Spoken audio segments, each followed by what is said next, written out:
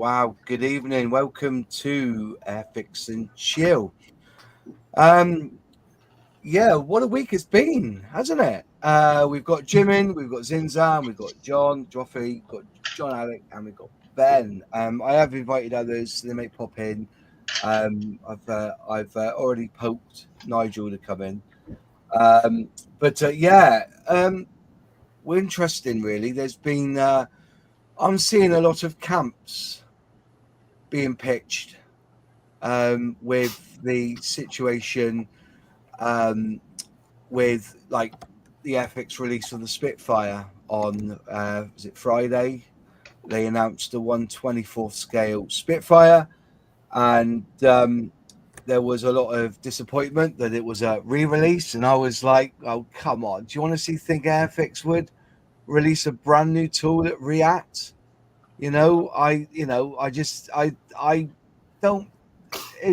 New releases are like the major scale model shows. Like I said, Scale Model World, for instance, that's when you'll get a new release or a new tool.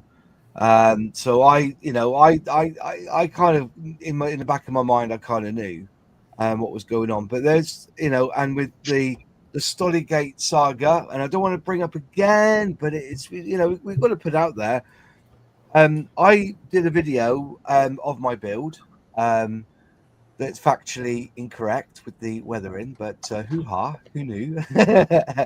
And there was clearly a camp forming of we shouldn't be, this is Airfix, this is why I don't buy Airfix, because short shot and quality control, blah, blah, blah.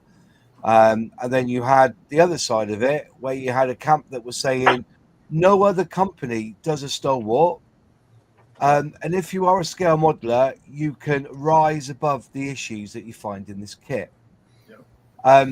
Middle ground, that was, this shouldn't happen, but I've got the skills to, rectify these mistakes. And then you get the likes of myself, brand loyalty. If Airfix release something, I will buy it. You've got the ones who were this is why I only build Tamiya. There you go, there's brand loyalty there. They'll only build Tamiya, even to the point that even if they want to do a subject and Tamiya don't do it, they won't bother doing it. So that's really this. I'm just chucking things out, bit of a cloud out there. Is brand loyalty important to a scale model company? That's really, I think we should start with. And just put out there, have any of you got, where I stand on this? Do any of you have a specific brand loyalty where you would, if you were doing a particular subject, you would go to that company first to see whether they do it before you look around elsewhere? Go on, Ben, because you do boats, and Airfix don't really do a lot of boats, do they? So, yeah. So for me, I'm quite utilitarian in my mindset. I don't particularly have I'm not loyal to any particular brand. I'm loyal to the best product or the best that suits my needs. Now for ships, a lot of that time it's Trumpeter in the scale that I do. Do they produce the best ship kits? No. But do they produce the subjects that I want? Yes. So therefore, I do buy a lot of Trumpeter. But for example, if Tamiya did more ships of the same subject compared to Trumpeter, I would probably buy the Tamiya ones because they would be better. But there isn't that availability. Again, for aircraft, I do 72nd aircraft. Yeah. And that tends to, a lot of the British subjects will be Airfix. Yeah. Some of the German or Dutch subjects, they'll be Revel. For example, for Telford this year, I'm doing a carrier strike group, basically theme. And some of the aircraft are Chinese or Russian, which means a split of Trumpeter or Zvezda, depending on who makes the best models.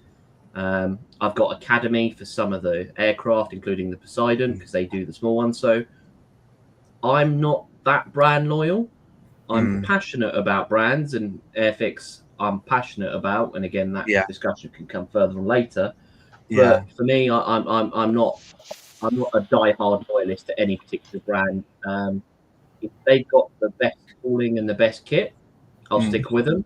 But again, if they drop the ball, I'll happily go to the next competitor. I'm very much someone that's value for money, quality of the kit. You've got to stay competitive. I'm not blind. I haven't got blind loyalty to brands. Yeah, fair enough. Jim, being in the States there, and I don't suppose Airfix is really mostly on the radar over there. Do you have a kind of brand loyalty over there, or do you see a brand loyalty in the States? And I throw that out to you as well, John. Both being over the water there. Do you see a brand loyalty over there as such? I will say no. And I would say I find it very unique hanging out with all you British types. Your fierce loyalty to Airfix. It's just, I won't say it's surprising. It's very nostalgic, and I think it's kind of something. It's a cool aspect that you guys hold Airfix so near and dear, and to a higher degree, to more accountability. You want more. You're demanding more from Airfix, and in a way, you're getting it with the Jaguar, with the Sea King, and so now when your stalwart comes along, or like this SB24, you're heartbroken because this is your brand. Over here, I don't think we've really truly ever had that. We had it a little bit in the 70s with Rebel and Monogram, but they both went the way of the dodo, and so there we go. So it's just, I think it's more of a cultural thing, especially with you guys. We're just like, and me personally, I'm a lot like Ben. Whoever does the best model in whatever subject that I want to model, be it a 30-year-old kit like this Hasegawa A7, to me it's still the best one out there. Their A4 is probably for me still the best one out there. Or do I get, if it's an F14, to me, hands down. So it's just whatever the best one is for me. Well, you, John Alec. So I echo what Jim said and agree with basically everything Ben said. That's where I am, and so I think my loyalty probably today are with basically anybody that hasn't either serially disappointed me or majorly disappointed me, right? So so it's kind of the opposite. I have a couple brands where I just kind of won't touch them again. Then I won't mention who they are, but it's just kind of, if they're letting me down, that's it. I won't do that. But I'm open to everybody else based upon who do I think is going to have the best product. Is it going to be enjoyable? There's all those factors, but life's too short, right? Yeah, exactly.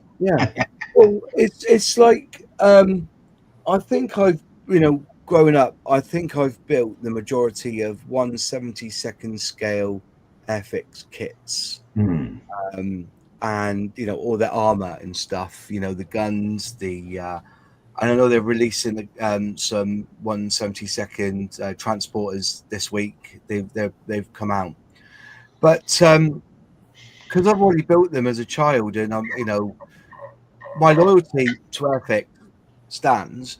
But then when you look at a company like Attack Scale Models in the Czech Republic, who are now pushing 1/72nd scale armor, up-to-date armor, I kind of feel that, my loyalty is slightly whining a little bit. I'm going to buy a couple of these Attack Scale Models and see what they're like. Because they say Airfix aren't producing that scale anymore. They may release them as vintage classics, but they don't release them. But then the other side of the coin is that if you want 1/72nd scale, you end up looking at Revell, who do 1/72nd. But could I say that a good portion of that 1/72nd scale are Matchbox reboxings, and you probably would have built them as well. So my loyalty, for instance, when I built the Stalwart and I put my thoughts out on it, those mistakes shouldn't have happened. And pink rose tinted glasses on, I'm like, but that's not Airfix's fault. That's their manufacturer's fault. But and I know that I can work around these issues that I've had. In fact, it wasn't difficult to build anyway. But when that's the only subject that if you want to build a store at the moment, that's your best option. Mm-hmm. Yeah. So in theory, this would have been a perfect time to get anyone who dislikes Airfix back into building Airfix because they want to build a stolly. You know what I mean? There's that goes on as well. Comment: I think negative brand loyalty can be experience related. If you've only done one kit from a company and it was horrific, you may avoid the company permanently. That is a good shout. Nick says mods Tamiya for ships, tanks 135th, and Airfix for aircraft. However, as a war gamer, I also go to PSC and Armorfast. Yeah, Armorfast are coming on strong, aren't they? If the subject matter is something I like, I will go with any brand. Which I think that's the majority of the case, isn't it? You know, but then like for instance, if you had you wanted to build a Lightning 35B or C, which one would you build? The Tamiya one, the Tannery one. You can get into depends on the subject you want to do. Yeah. I mean, if I'm doing gear up, I'd build an Airfix one. Yeah. Because it's just simple and easy. But if I wanted to do one where I'm going to make it a museum level model, to which I've got the Tamiya on order, and then I've also now got the 3D printed exhaust nozzle for the Stovall takeoff, because the Tamiya one either comes vertically down a bit like the Airfix or complete horizontal. Whereas a 3D printing company has now done the 45 degrees. Yeah. So my plan is to do that as I think it's VMFA 211 who were on CSG in 21. So it'd be a US Marine one at that angle, but I'd only go for Tamiya because I want to do it that way. If I wanted simplicity, I'd go for Airfix. The Airfix one looks good from a distance. See, I do not have brand loyalty. I go with the subject I'm interested in is in the scale I build. That's a good one. To be fair, I have bought the Anson, Bombard, Lysander, Jaguar, and Stalwart.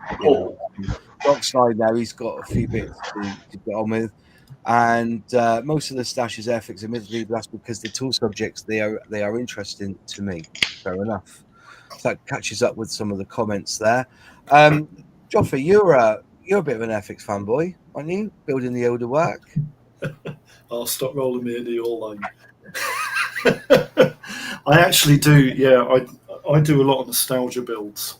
Yeah, you were mentioning before that Revell release an awful lot of Matchbox kits, and I do buy some Revell boxings of those. But I try and buy the Matchbox boxings of them more so. And I think that might be a loyalty sort of side to it, because I prefer the way Matchbox presented their kits. But to be honest with you, I'm sort of in with Ben.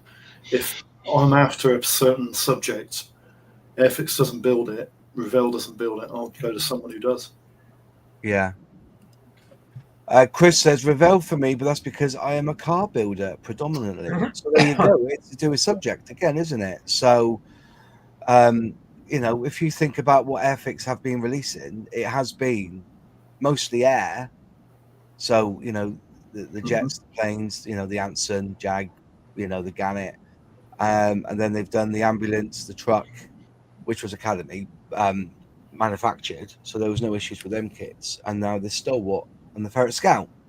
So I didn't have any problems with the Ferret Scout. And I thought that was a really good build as well. So, but yeah, I do take the thought of it. But with this brand loyalty, though, do you forgive the company more because you've got that kind of attachment to them? For instance, Tamiya.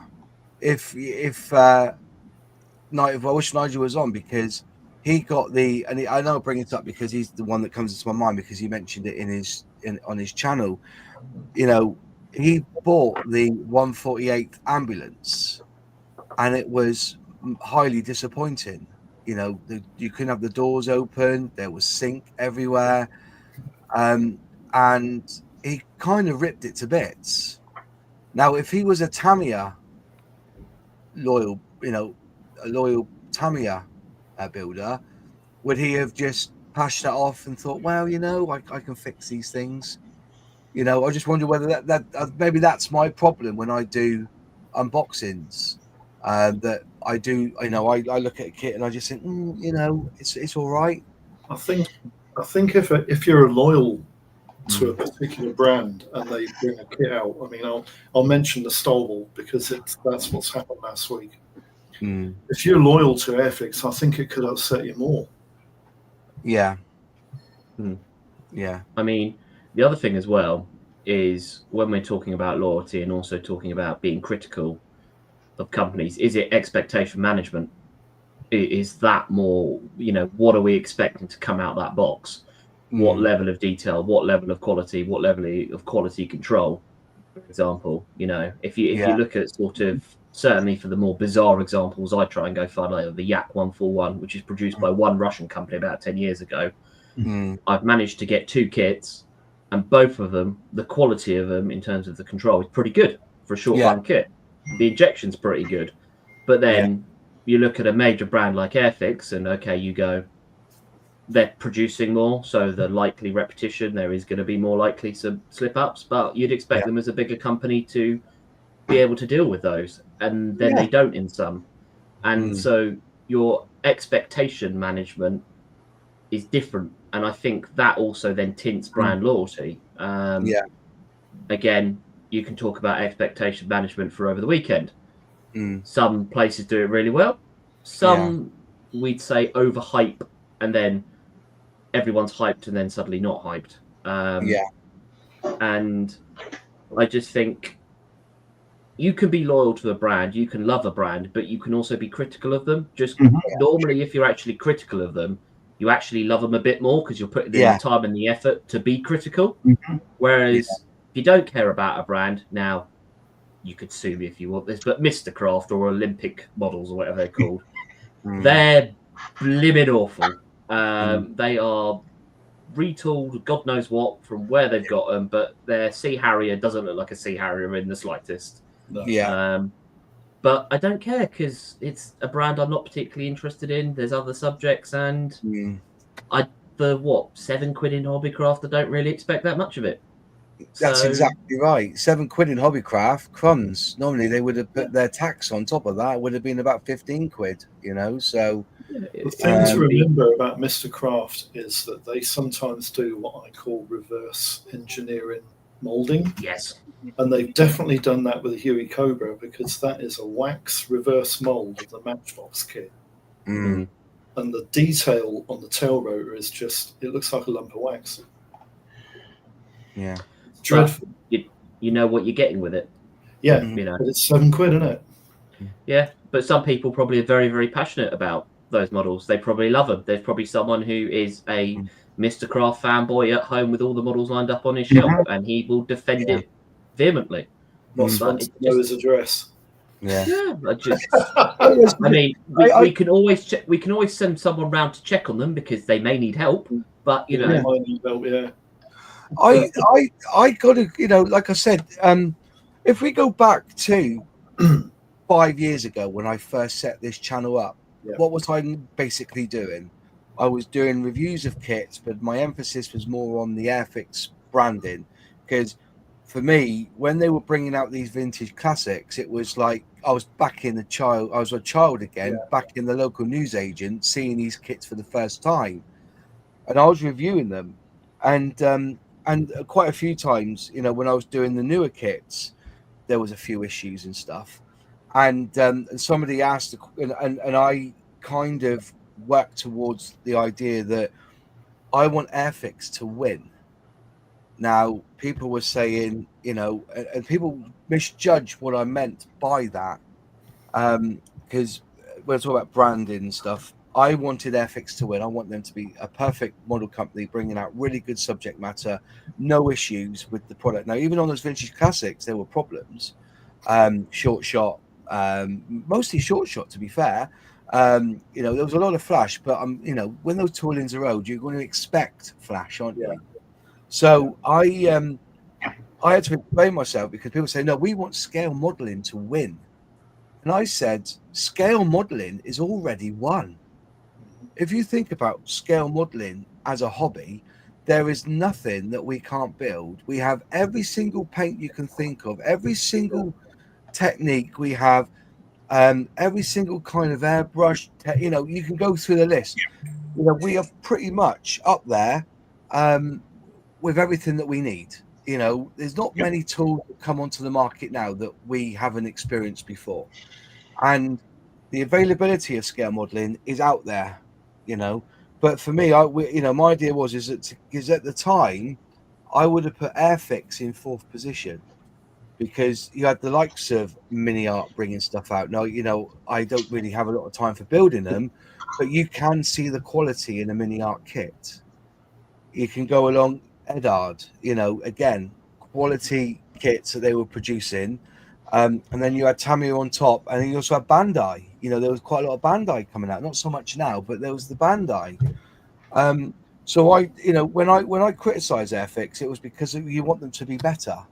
And I think that's where a lot of it comes down to, isn't it? Is, you know, what you expect from the manufacturer with your loyalty. And some of us will just buy whatever they release.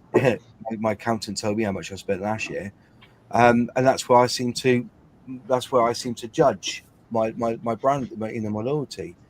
But you're a bit quiet, Zinzan. What's your take on a bit of this brand loyalty? And the interesting thing about this is that all of the shitstorm that stirred up in the last couple of weeks or so is actually very good for manufacturers. Because what if they brought out this kit and everybody on the panels, yeah, I got one, you know, and everybody in the comments went, you know, something like that. Yeah. How would a manufacturer ever know whether they're doing it right or not? Lack of sales. This is, I mean, yeah, that's much later. This is a very immediate thing. This is market feedback, and this is important. People get steamed up about this sort of thing, and they put their comments out in various ways, and some are a bit low key, and some are, I'm, you know, steaming and all the rest of it. And you read the gamut of them on the internet, don't you, every day, you know. Even on your own channel, someone writes something down. I'm never visiting your channel again. You're the most boring man I've ever come across. Well, tell me something I don't know, Mr. whatever your name was. Yeah. You know, that's fine. You know, crack on, old son. You know, so look, I mean, in terms of loyalty, well, that's loyalty showing to some extent. People are writing stuff down. You know, what's the reason why they write something down? Because they want people to know about it. And in terms of brand loyalty, for me, I'm actually more brand loyal to the tool companies I use than I am to the model companies, because it's the thing that I'm building. For example, you know, this thing here, an M52. It's an experimental aircraft from the 40s, and the only place I could get it was as a 3D printed thing. So I've tried that out. Now, will I buy another kit from Aerocraft? Might do if they make a subject that I think is worthwhile. Maybe if they made a flying pencil, for example, I'd buy that. You know, if Italeri brought out a flying pencil, I might just buy that. You know, if Mr. Craft decided to produce a flying pencil, Bristol 188, by the way, in case you you know. Well, I might just buy that as well. You know, I don't know what I might say about it, but I might buy it. But so, from my perspective, there's no such thing as bad publicity. Richard writes, when I build Tamiya, I know I won't have to worry about QC or buildability, but does that mean all their kits are equally satisfying? No. But, you know, one of the things I found is that Airfix do take or get given a lot of criticism, and one of the things that was said a lot is that the buildability of this stalwart is watered down. You know, they could have done a lot more inside the cab, but that could be said about some of the Tamiya kits. They can be quite basic inside. You know, they may be easier to build, but you know, they're not always as complex, are they? You're talking about such a vast variety of time.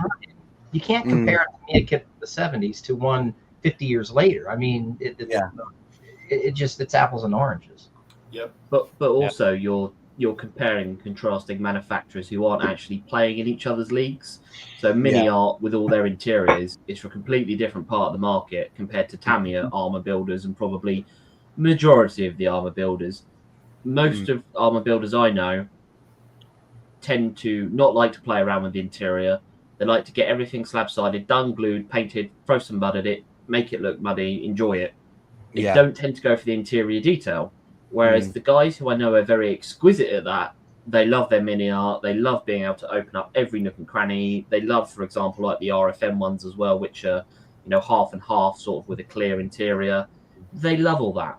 But I think Airfix, when people were criticising that sort of thing, that's something Airfix wouldn't touch. And I think one of the positives to come out of the weekend Spitfire, I know there was a lot of critique about, it's a Spitfire and the running joke. And again, that's to do with Airfix expectations, and we can come on to that later. But I think one of the real positives was, what has Airfix done for the first time really in this release since I think about the 90s? It's put additional items in its box. It's put 3D printed resin. It's put mask sets. Okay, you get the beer glass, and like I went to Riyadh this weekend, so I had been given a pin of the beer away one. Yes, it's put that in, but it's put in 3D printed parts for the first time. What else are they going to do that in? Is this the test model to sort of see if this sells? Is this something we could do? That's the bit people haven't really picked up on. The fact that there's a mask set, there's these 3D printed bits, and okay, you could argue, I could print these off on my own, etc. You could, but it's just, if you wanted to try something with 3D printing in that's got very much mass market appeal, the Spitfire's not a bad shout. Well, to be fair, Ben, my take on that was, when they released it, the exciting thing is that Airfix have actually done something that we've all been asking them to do for the past 5 years. And that's true. It's a masking set in a kit, right? That's just one thing, all right? But what better to launch this initiative that they're looking into the future of the releases by using their flagship model? Now, you may also, is the Spitfire a flagship model? I think the flagship model of Airfix is that Spitfire 124 scale Mark 9 or Mark 8. It is, but then it's expectation management. This is where Airfix got it so badly wrong. So I think their media may be run by Hornby. Again, we don't know their marketing team if it's separate or not. But it was completely ridiculous how they went about it. Brand new release, secret release, blah blah blah. Though when they used that type of language, it was last used in sort of when the Sea King was released, and that was mid-August, and that was a brand new tooling, wasn't announced in January. So everyone was expecting a brand new tooling. So you've already raised the bar considerably, because everyone's like, new tooling, what's it going to be? Tornado, blah blah blah blah. And the 20,000 different, and even the joke, it will be a Spitfire, and everyone's going, no, it won't be, etc. And then when you actually release it, the first thing is everyone has defaulted to is gone, it's just a re-release. Yeah. Why the hell have they announced a re-release? So you have already lost the But they vision. didn't. But the thing is, though, is that they didn't announce a re-release. They announced something big that's been asked for. But is it? But yeah, you're hyping it up like it's a new tool, and then you've got, it's the Spitfire that you really only ever going to build once in your life, but we've thrown 3D printed beer barrels at it, and everyone's gone, oh, well, that's great, but... What was it like on the day then at Riyadh, where people were a little bit... It was a bit like, that's nice, I'm going to go... And then most people, to be honest, were looking at the Wessex that they had built up, and other models going, oh, that's really detailed, because it's a bit gimmicky for your modeler. For people coming out and, like, again, more general market who may build one in their lifetime and put it on their shelf and be done with it.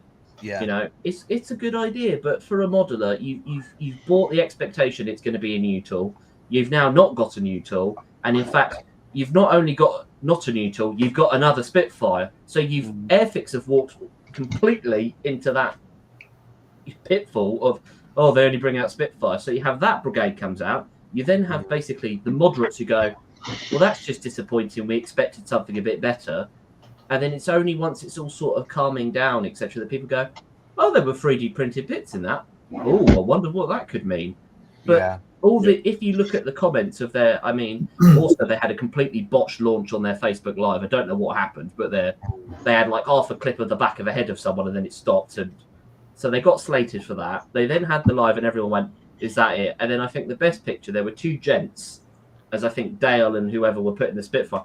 I mean, their faces were a picture. They sort of were like, oh, because I presume they had expected something else. And it's just sort of, it summarised that. But I don't think it's this great disaster that everybody has made it out to be. Like, it's the end of the world. Like, you get all these people who say, oh, it's so terrible. But I think Airfix work in a cycle of boom and bust. And I mean, there's like a running gag, which is, you know, like with the Jaguar, we're so back. And then, oh, we're so over, like with the Spitfire. Then you get not the Anson, sorry. No, was it the Anson? Not the Anson, the Lysander. We're so back. And then you get like the F-86 Sabre in the most random American colour scheme. Oh, we're so over. And it's just like a continuous cycle of that. It always will be. Yeah. But I just think Airfix, God, just sack your marketing team already. They're terrible. Yeah. They just can't expectation manage. The product is really good.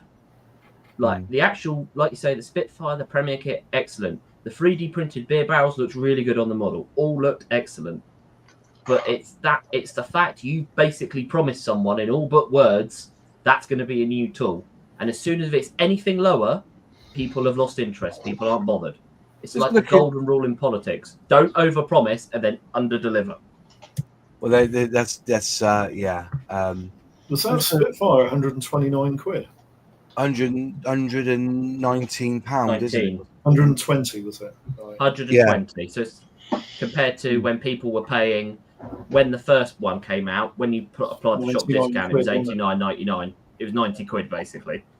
Yeah. So you've got a higher price. You've got a lovely badge, which is great. You know, a beer away badge, fantastic. You've got a pint glass and you've got your extra bits. But I'm sure most modders go, don't give me the pin badge, don't give me the glass, knock a tenner off. I personally think if a company is going to milk a sprue like Airfix is trying to do, they need to span the timing out between releases a bit longer. Yeah. Because if, say, when the first Spitfire Mark 9 came out, it was 2 or 3 years ago, wasn't it? A child of 10 years old isn't going to be able to afford that. But when he makes 17, 18 years old, he might be able to. And yeah, it might be 30 or 40 quid more money, and he won't have built it before. Where was it that they just looking at the timeline on Twitter, all it really said on there was that we have an announcement. Yeah, but if you look at the imagery, it's secret announcement, secret release. It's the overhyping of it. It's the fact that, again, was that a week before Riyadh? It was a week before Riyadh. Excuse me. Was that a week before Riyadh? I think it was, yeah. No, it can't have been. No, it was only the day or two prior, I think. I don't think it was a week in advance. I thought it was before.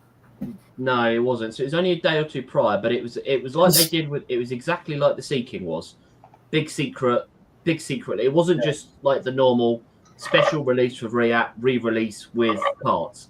That's how they should have done it, because then that's very clear on the box what it is. You can still get excited about it, and you can focus on the 3D printed parts and the masking, because that's your USP for this re-release is the uniqueness of the 3D print. Excuse my French here. They didn't bloody talk about it. They sort of went, "Oh, here's some parts, but here's your beer glass and a pin badge," and most modelers went. It's a shame they couldn't have released that upgrade kit as a separate item for people who already had the Mark 9 Spitfire. But that's another thing. Very interesting point. I have to say, it's a really interesting point. If you look at the first model that Qatari brought out, which was a Mark 1A mid, and then a few short months later, they brought out another version, which, to the best of my recollection, was the Brian Lane limited edition. That's right. Now, that genuinely had some interest about it. And then they brought out a Mark 1 early, which I now have. But I'm less inclined towards a badge and a glass and a bit of 3D than I am towards something that has a historical, a genuine person, a real person attached to it. And that Brian Lane thing is a genuine piece of history. I know that the beer barrel thing is as well, but I'm more on the person side of it. But it shows that there is some value in doing this. But I think the whole marketing hype of it does, forgive me, it sounds like Peter and Jane were doing marketing because secret, it's a bit like Samsung used to do in the late 90s. They would call everything magic. They had a special device to catch coins in your vacuum tube. They called it the magic inch, and they had this and that was always bloody magic. And you get bored of it because I work for Samsung and they just used the same thing tirelessly. I don't think the whole secret thing really works all that well. No. To be honest with you, I'm inclined to agree with you. Yeah, I agree with you. Sometimes you're better off building up some type of hype to make people interested in what it's going to be. What's the historical connection to this? Why do people buy this model and build it? Why do people buy Spitfires perennially? It's not because they come with a sodding badge, for crying out loud. It's because there's some history to it, Yeah. And I think that's where, in my mind, the marketing team is not understanding. They don't understand their core market. They are looking at the wider director sale, Father's Day, Christmas Day, whatever gifts you want to talk about. Certainly for that model, but for that sort of, it's a good idea. It's like the marketing team has looked at Qatari and gone, oh, they've sold a lot of them. That's a good idea. Sort of try to copy them, not really understand why Qatari did it that way, and then poorly executed it. So the model and the moldings, excellently executed, brilliant. So the Airfix team themselves, fantastic job. But I'm afraid yet again they've been let down by their marketing team. And again, there's a common theme throughout this. The core Airfix team under Dale doing a sterling job, brilliant job, really pushing the brand forward. But every time they go forward, their marketing team or their wider business team under Hornby seem to throw them back under the bus in spectacular fashion. Can I just say, I'm just going through Facebook and Twitter here from Airfix. Yep. And all I've seen, this is what it says here. We've got a special announcement, 9 a.m.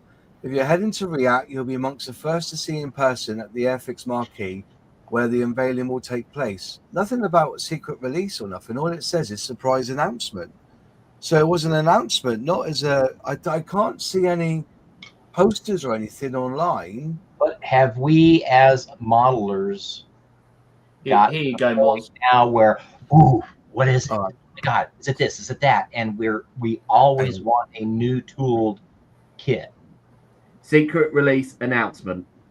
Yeah. Says at the top. Partner with camera. Secret release announcement. Yeah, but that's it. It doesn't say. There's nothing in what I've seen so far before that was announced saying that it was going to be a brand new model or it just said we got a big announcement. That's all I can see. Yeah. On Facebook or Twitter, there's no posters or nothing to say, it's going to be we've got a big release or anything like that. Why can't we use plain English? Why can't we just say? Well, this is what I'm saying. Expect a special re-release announcement. In 3 days, expect a new tool announcement. Yeah. It's be clear and be honest. Is exactly like Jim says. Yeah. If it's a retool, if it's a re-release, say it's a re-release, but say it's a special edition with new parts. Yeah. That's what Edward do. That's what Revel do. That's what everyone else do. Don't go secret or special announcement, because special makes it sound like you're releasing something new. They are releasing something new, though. They are releasing something new. They are, but it's. But I'm, as I said, I'm wearing my pink tinted rose glasses. Yeah, but you were not listening. For the past 5 years on Airfix and Chill, we've been talking about the fact that wouldn't it be nice to improve an Airfix kit masking set? Yeah. The beer barrel, I couldn't give two fucks. I really can't. But the fact that they have released a kit with a masking set, you know, and I am privy to some of the things that are happening, but that was more excitable for me, was, you know, because we even, you know, I've chatted to Airfix. I've told them, I said, you know, if you look at Armour Hobby, they don't put a masking set in the box, but on their instructions, they have a template where you can cut out your own masking set. Even if you did that in your instructions, that would be 75%. But then even that, Moz, I'm looking at their media output, and it doesn't mention. So unless you watch the video, it doesn't mention in any of their text the 3D print on the mask. What it does say, each Airfix, each order includes, you know, a free commemorative pint glass and beer away pin. It doesn't say we're super excited. No, so it goes. Wow. So the full thing is, it talks about the history in the summer, blah blah blah, etc. Delivering troops, celebrate one of, you know, Second World War's most legendary morale boosting missions. And it goes, each order at airfix.com includes a free commemorative pint glass and a beer away pin badge, because even heroes needed a pint.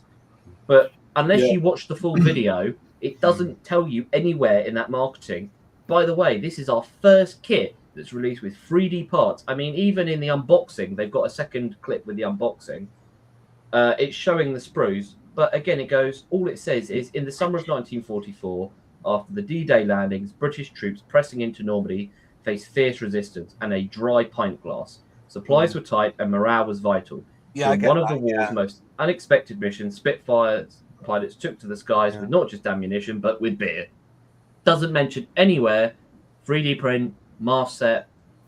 It's not there. And it's just... Yeah.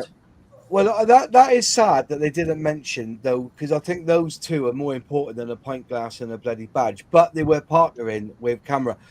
Miss Modler says, to be honest, Airfix are damned if they do, damned if they don't. This is such a fun release. I don't think what they said made out it was a new tool. And that's why when I was reading this stuff, I never expected a new tool. And even when I was talking to Luke and Nigel the day before, because they go, you know, what is it now? What is it?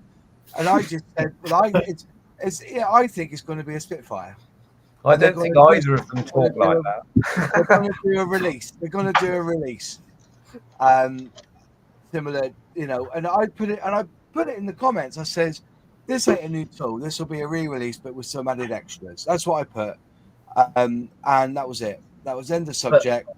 But everybody, you know, that was it. You know, I think it's such an overreaction, and I kind of do. But you saying that, the email said, surprise announcement, something big is coming. Yeah. Well, that's how I saw it. It's a big Spitfire, 124th. I know, but don't excuse my French here.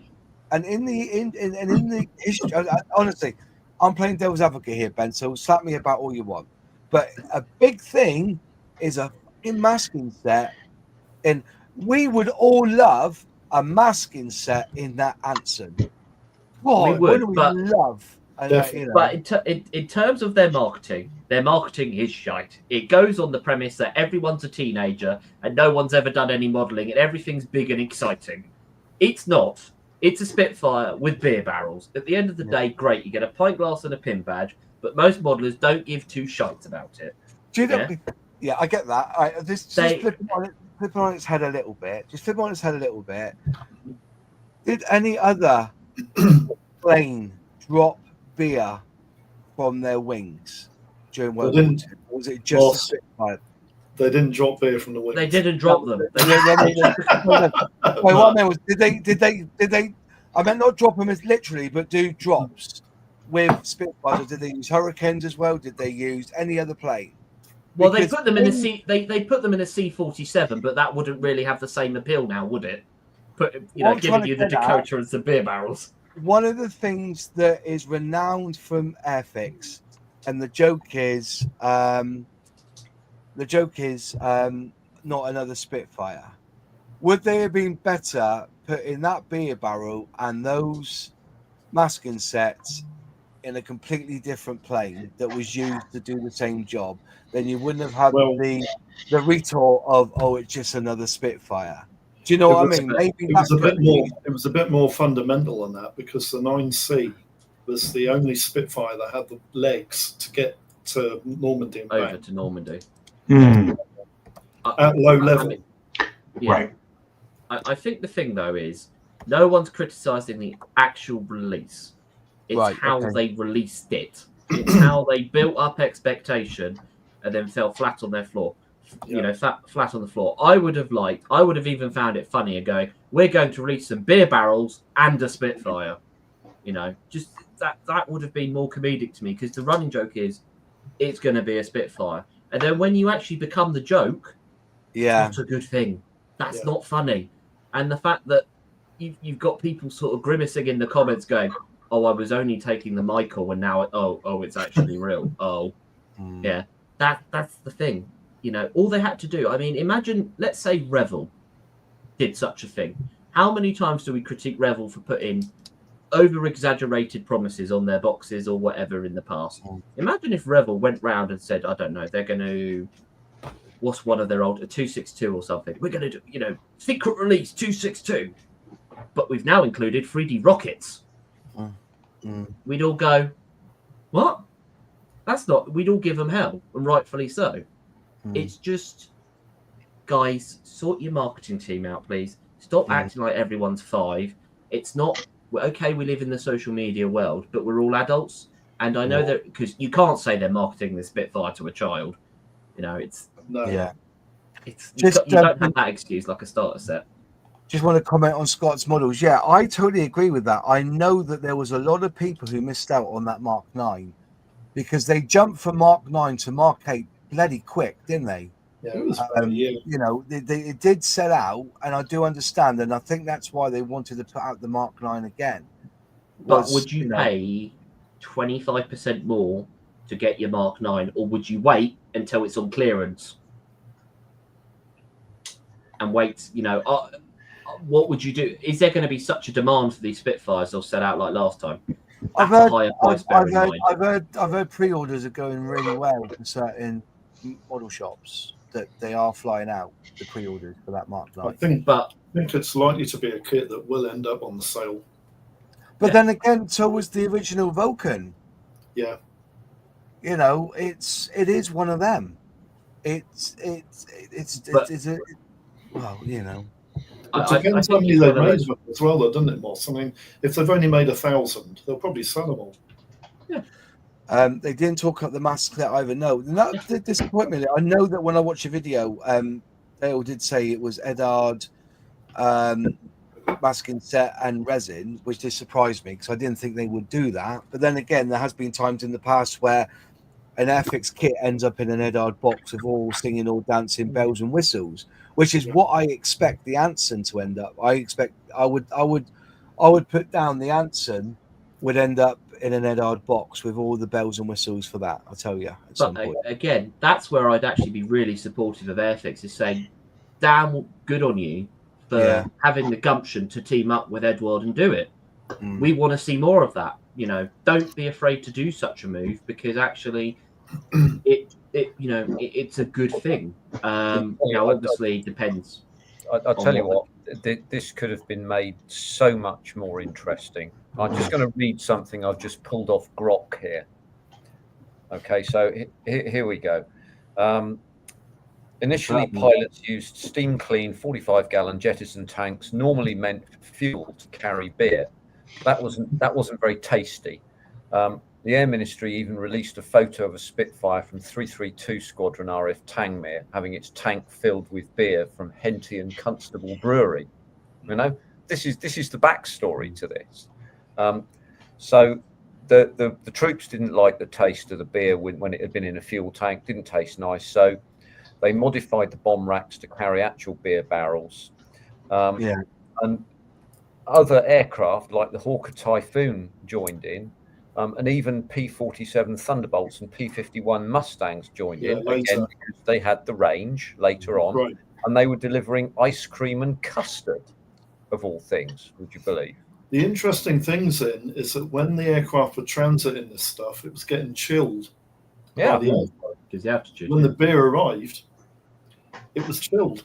Yeah, absolutely. I mean, this is the most expensive beer refrigerator you've ever seen. Yeah. No, this is a product that really has a story. And the story has now been lost in this surprise announcement. Yeah. What a shame. And I think you've hit it on the head there. It's the communication again. Comms. They've not communicated that story well enough. Yeah, what a shame. That's a real good old Second World War story. That it should have been a little booklet in it. Yeah, I mean, like I think Nick Johnson says here about the Royal class, with Edward. Yeah, that's always done well. Or there's the other one a bit well.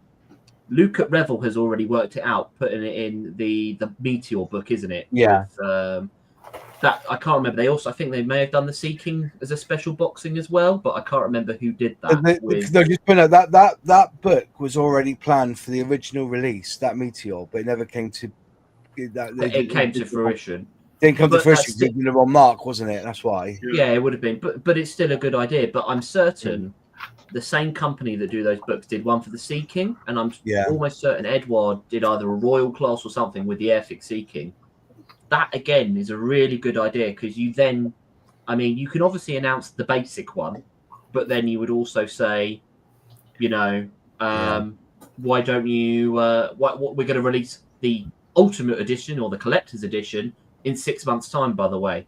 So then you've got the guys who will buy up all the standard kits, but then you go, right, this edition's coming out now that we know a Royal class comes out, I don't know, a year after a standard release. And you've already got people going, oh, what's going to be in the Royal?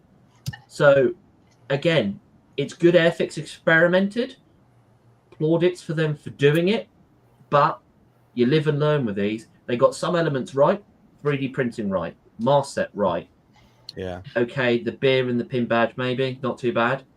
The concept and the idea, great. Execution, not perfect. Comms, maybe we should focus more on the history and on the modeler. And learn to just expectation manage. They've got more things right than they have wrong. That's positive.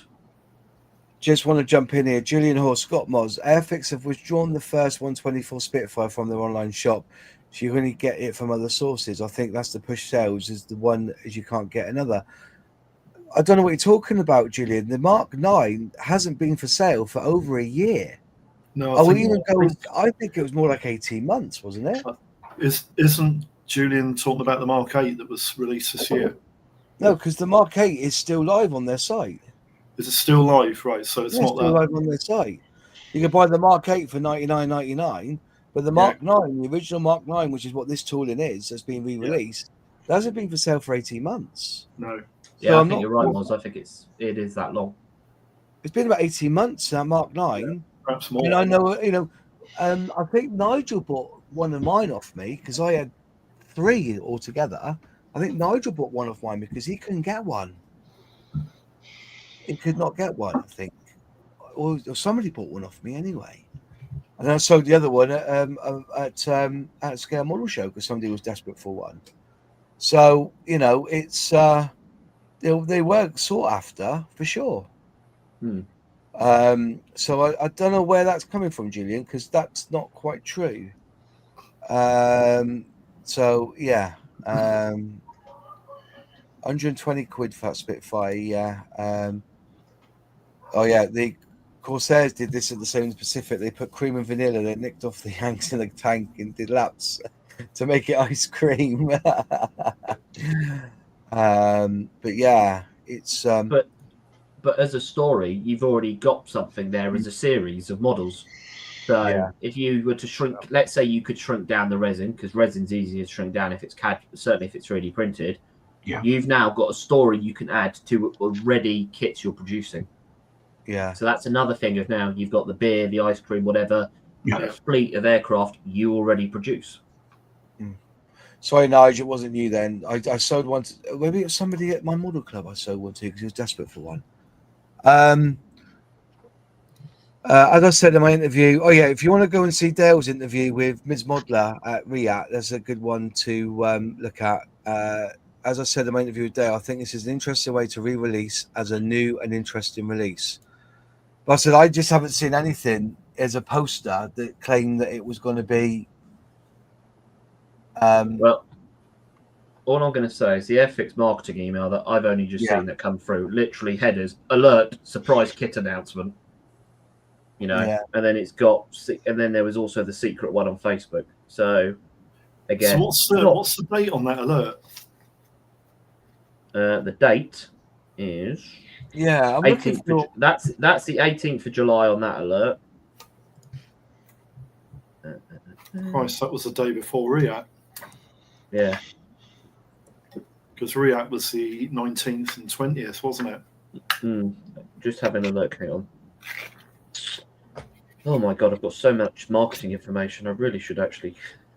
IKEA. Oh, here we go. So, right.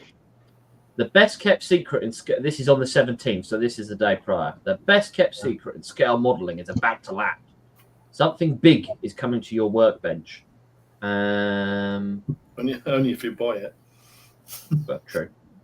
But yeah, it's like the best kept secret. It's all this, something is coming, and it's just, you know, one thing I think, and it's a small change, but it's an important change, is when something secret is coming or whatever, change the wording to a re-release or a new tool. So expectation is clear. Don't try and, or for example, say it's a re-release, but don't mention it's a new tool. So then people can work out for themselves. If it doesn't mention re-release, it must be a new tool, to which you'll actually get more excitement from, because people will be like the Office meme going, oh my God, it's happening. They've not said it's a re-release. It's going to be new. And you'll actually get more excitement from that curve. So they've never, can I just say, they've never said re-release in any of their marketing ever. It's always, we have released. Yeah, but why not? Why not start it? Why not be clear? Why not be say, we are honest with the customer. We tell you what it's getting. No company does that. They say we are releasing this. No company does it, Ben. So I think there are some that say re-release. But also, even if there isn't, why is it not a good thing to be completely upfront and honest? Would you then not hold? Already ticked off the whole market by look at all the consternation that's going on here, and everybody's talking about it because of this misunderstanding. Why not be upfront with the people to begin with? You know, now they say all publicity is good publicity, good and bad. You know, so maybe they're banking on that. That, you know, the people are talking about it, but you know. I don't know if I'm running a company. Maybe it's just me. I would have probably gone out about it a little bit differently. I'd been more. That's just me. I mean, when it comes to brand, because the whole conversation's on like brand loyalty, I will have massive loyalty for a company that's honest, upfront, everything. Doesn't try and hide stuff. Doesn't try whatever.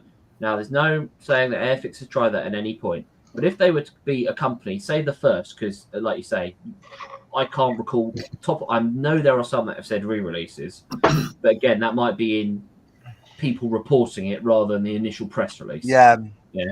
But the point is, if Airfix went, we are going to re-release these ones, because they do say in their main January piece, they don't use the word re-release. They use something else, another release or whatever.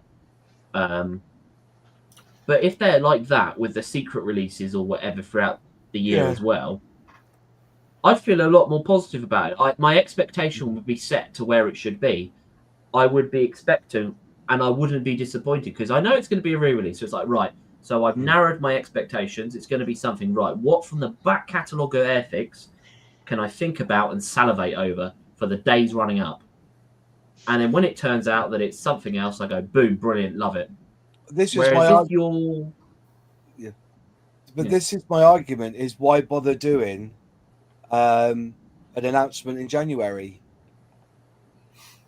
I don't disagree. You know what I mean? Because isn't that when? So, I'll digress here. I found a post on a British Facebook group about this whole issue, and they even said before the announcement, they said this is going to be a re-release. Because of the timing, Airfix never does new tool announcement this time of year. Yeah. Okay. Now, I know the Sea King, okay, but minus the Sea King. It's always been, there's this type of a schedule. You know, look at the Hellcat, the big Hellcat. That was a Telford. So, you know, it's usually towards the beginning of the year, I guess, is when they make their new tool announcements. So you kind of have to read between the lines of the tea leaves going, yeah, this isn't probably going to be what we're hoping it is. But then Nigel's, for example, that's the word I'm looking for, new schemes. So they know that they use that language. So that language could be, there could be continuity across. But also, like Jim says, the problem is the reason people now expect a tool as a surprise release, a new tool as a surprise release, either not at Telford or the beginning of the year, is because of the Sea King. And that was a brilliant success. So Airfix have built up expectation and then sort of gone, yeah, great, we've now got it. And sort of, they've now forgot they've got to keep doing it. Once you go big, you have to keep going bigger or keep up the same. Right. So I think the Sea King is a red herring in this debate. Right. I'm going to put out there. I think it's a red herring in this debate because it wasn't at any event or anything like that. They were releasing it at Historical Helicopters, which I was privileged and honoured to attend, with another, I think it was about 25 other or 20 odd YouTubers, whatever it was. I can't remember how many. All the gang were there. And they said that there was something coming. Obviously, we were told not to mention where we were going because it was a secret location, and we weren't allowed to mention helicopter, which we did. We kept it quiet, and that was was it in April or the May? I think it was. August, and the only reason pardon? Wasn't it August when they released it? I thought. No, I don't think it was the August. I can go back. It was pretty close because it was at our national around August. The year it came out, which 2 years ago? I think I want to say. It's about 2 years ago. Yeah.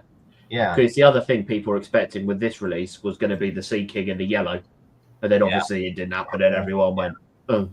Yeah, it was. So again, you've got like a double dip of no new tool, no yellow Sea King, and everyone's like, oh god. It's either July or August because there was somebody taking orders that was going to be vending at our national coming over from the Great British Isles, and so he had a stack of them, and he was, selling them out to the people who had pre-ordered them through him.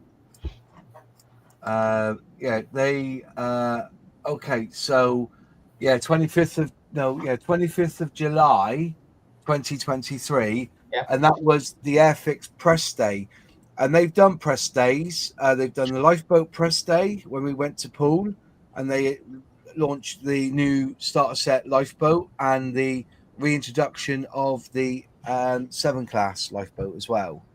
So they were press days, and actually, they're still mid-year. They're still mid-year releases. Yeah, it doesn't matter what format you do it in. They're mid-year releases. Airfix took it apart. Airfix decided to break their traditional mold of beginning of the year in Telford. So they've brought this expectation upon themselves.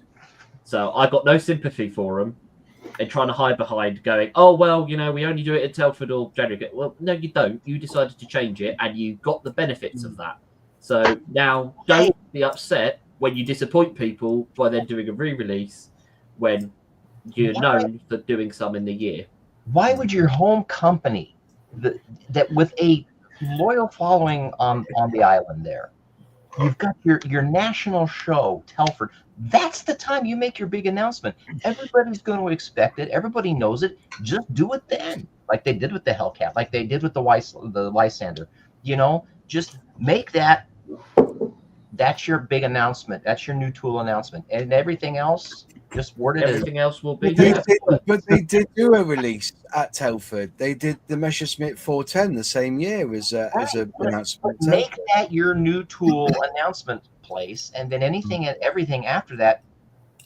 And like Ben was saying, the Sea King set a precedent to where, hey, they're doing new tools now, not just exclusively at Telford. They're doing them in the summer now too. Okay, probably not such a good move. Yeah, it's a problem of their own making. It's a problem of their own success, actually.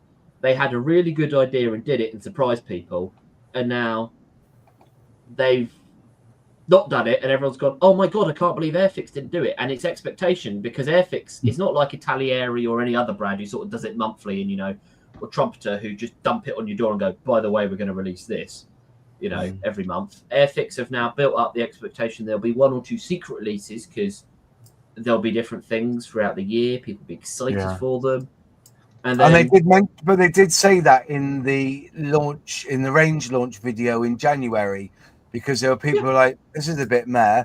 And then Dale at the end says there will be some more exciting announcements coming through the next 12 months. So exactly. We're expecting things like the Sea King and the Meshes 10. Yeah. So this is the thing: is it's from a point of it's a problem of their own success. It's not because they're doing terribly. It's because everyone's expecting, right, new tool, brilliant, let's go, and then it's a Spitfire with beer barrels. Oh god, it's a Spitfire, and then you've sort of, like we've discussed, you've lost the emphasis around the exciting part is actually the 3D printing and the masking. But their marketing team hasn't really met. They've put some pictures and sort of gone, here's a list of stuff, but they haven't made a big blurb of, this is our first release with this. We're looking, obviously they don't have to say we're looking to do more in the future, but you know, they can say this is our flagship release for this kit type, whatever. Yeah. There's just better ways to do it. And I'm sure marketing people have paid a lot of money, but actually they're probably best to ask some of the people they sell to as wholesalers. So they sell to them and also to the shops about how should we market these. Now, don't let them market it for you, but ask for their input. And I think Airfix will really save themselves a lot of issues, because I don't know how many people in marketing tell me any press is good press. Well, in politics, it's really not. And there's a reason for that. So Julian's made quite an interesting comment, and I kind of agree with. Airfix Marketing's whole job is to describe the product properly. But in all fairness, they kind of did. But you can't describe that product properly when it's an announcement, a secret announcement. You've got to keep it quiet. It shouldn't have been using ambiguous words like big. Well,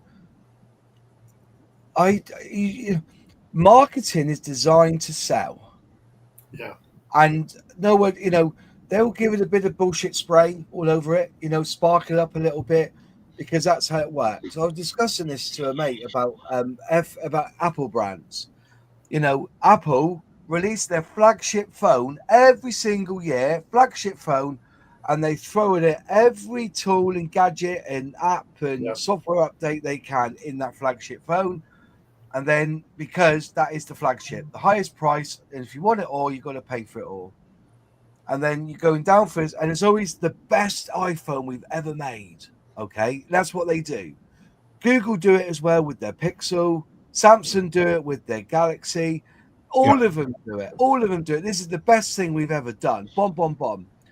So just because Airfix have done something with ambiguous words, that doesn't mean that the marketing team, the fact we're having this conversation for Airfix, they probably won, because now people here's the difference. I'm going to jump in real quick. Here's the difference. Everybody has a phone on this planet, just about. Okay, we're talking about a tiny, tiny, tiny, microscopic little industry on the planet.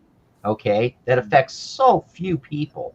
So to compare Airfix to like Apple and and to Airfix, their marketing team, they're probably I don't say newly out of college, but they're marketing people. Do their marketing people know this hobby? And I would probably say maybe not. I don't know, but it sure doesn't seem like they know their demographic or the hobby when they do something like this.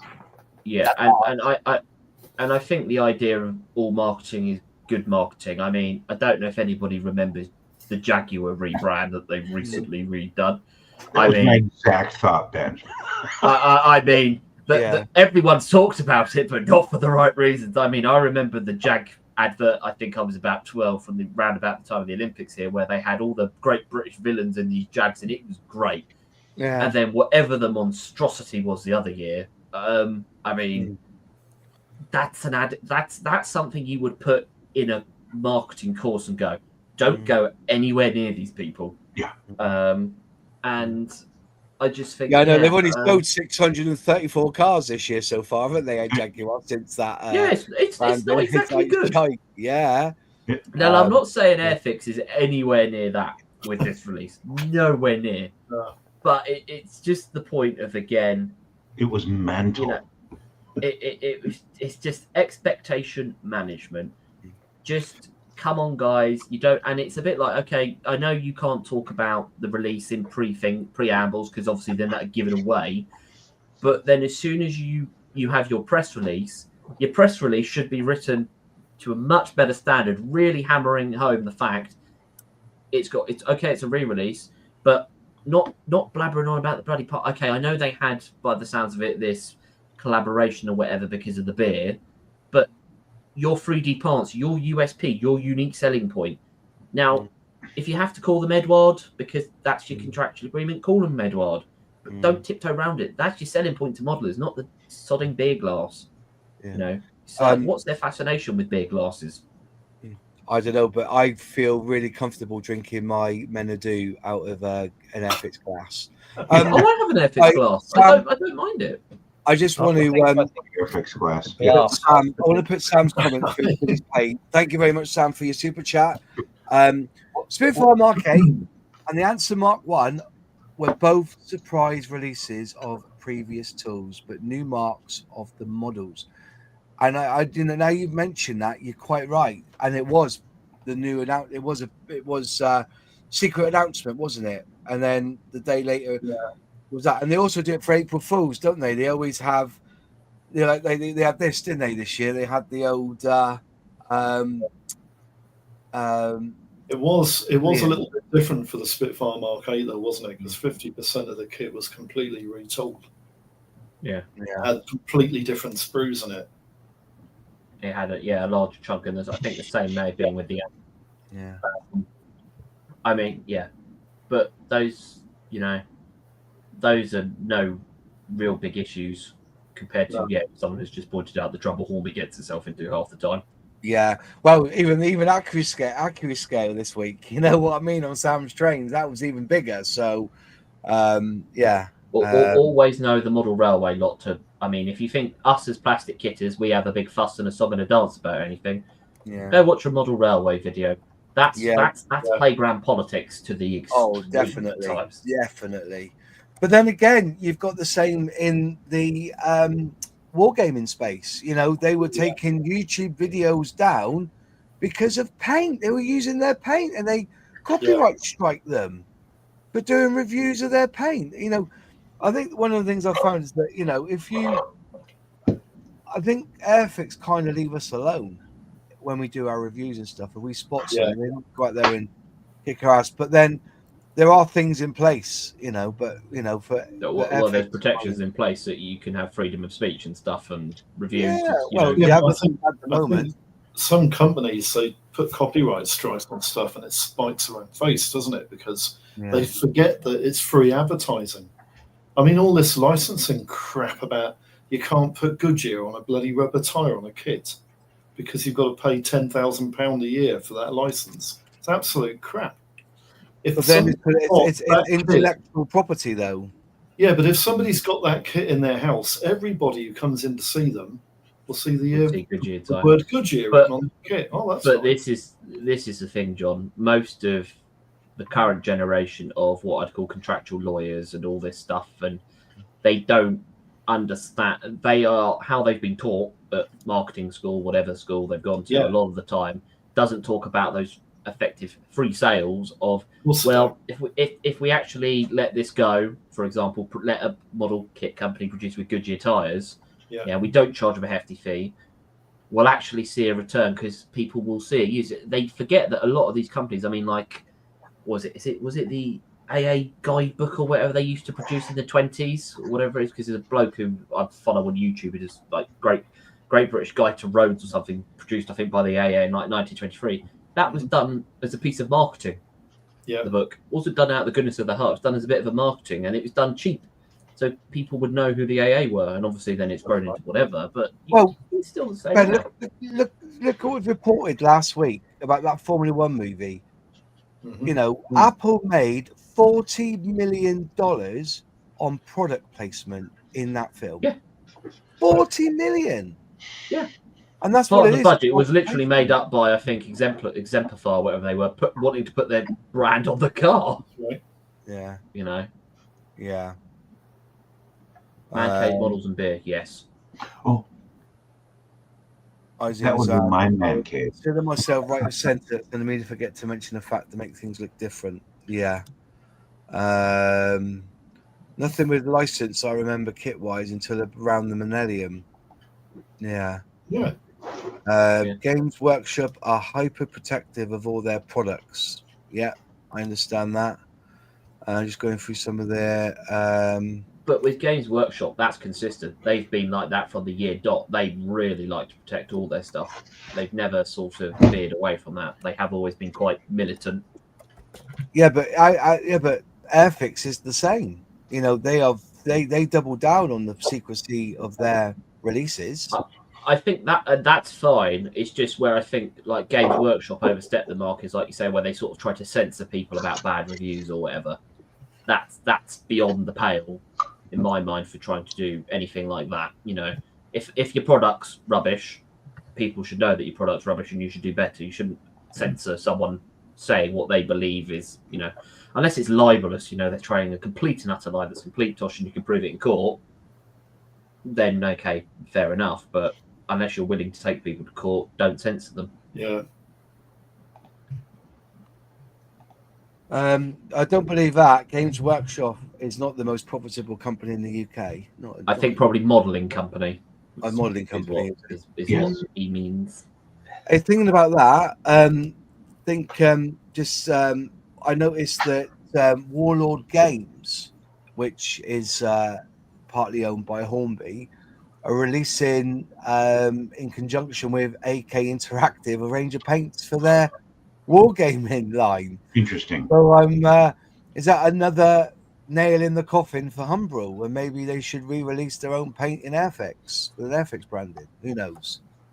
I think that if they're going to be doing masking sets and 3D print and all this coming on board, I want to go back to the store actually, just quickly. That people were asking me about or saying about this 14 plus. I get the 14 plus thing. You know, and now they've got the Spitfire with the resin parts. It's now 14 plus. Okay. I'm going to put it out there. I think it's also about a skill level. I think that if you put photo etch in a kit, it will raise it to 14, but also it will probably raise the skill level of a kit if you add these extra parts in. I don't think that Stalwart is a skill level 3 now. So it went together peachy.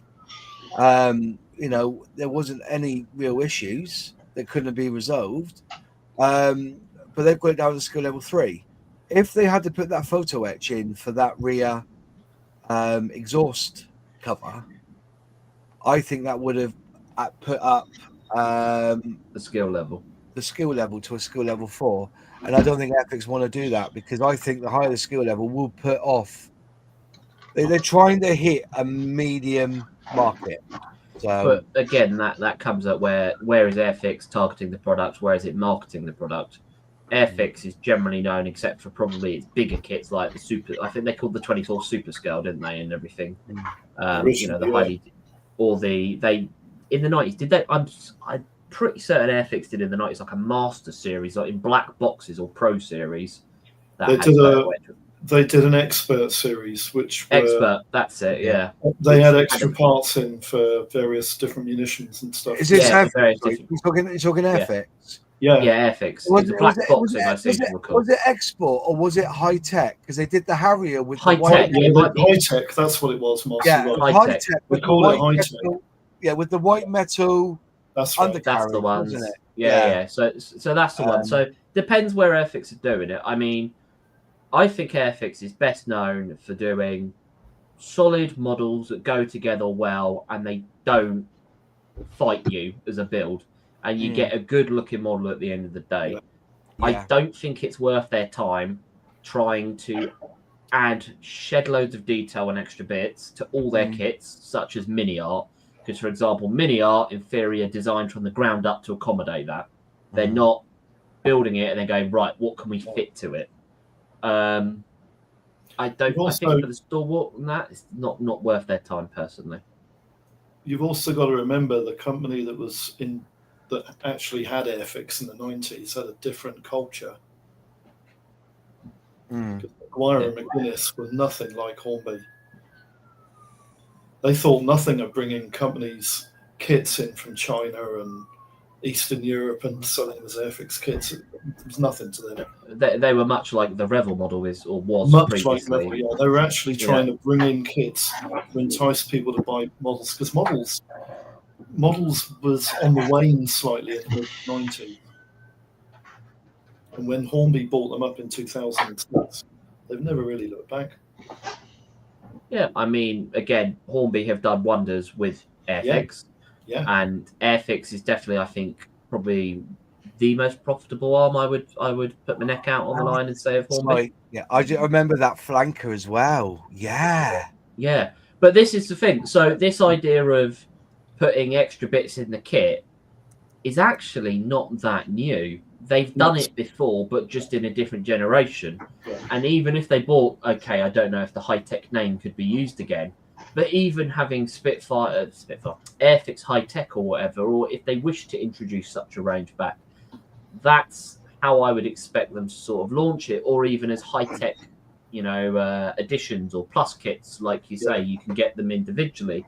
But there again, why wouldn't Edward just box them themselves?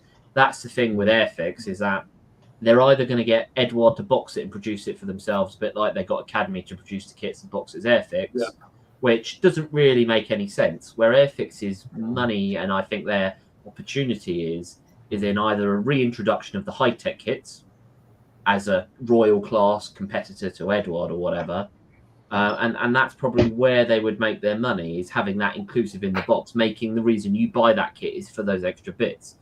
But then they would need to, one, get their marketing in line, but two, make those critical choices in design. Right, what are we going to go with? Where are we going to add the extra detail?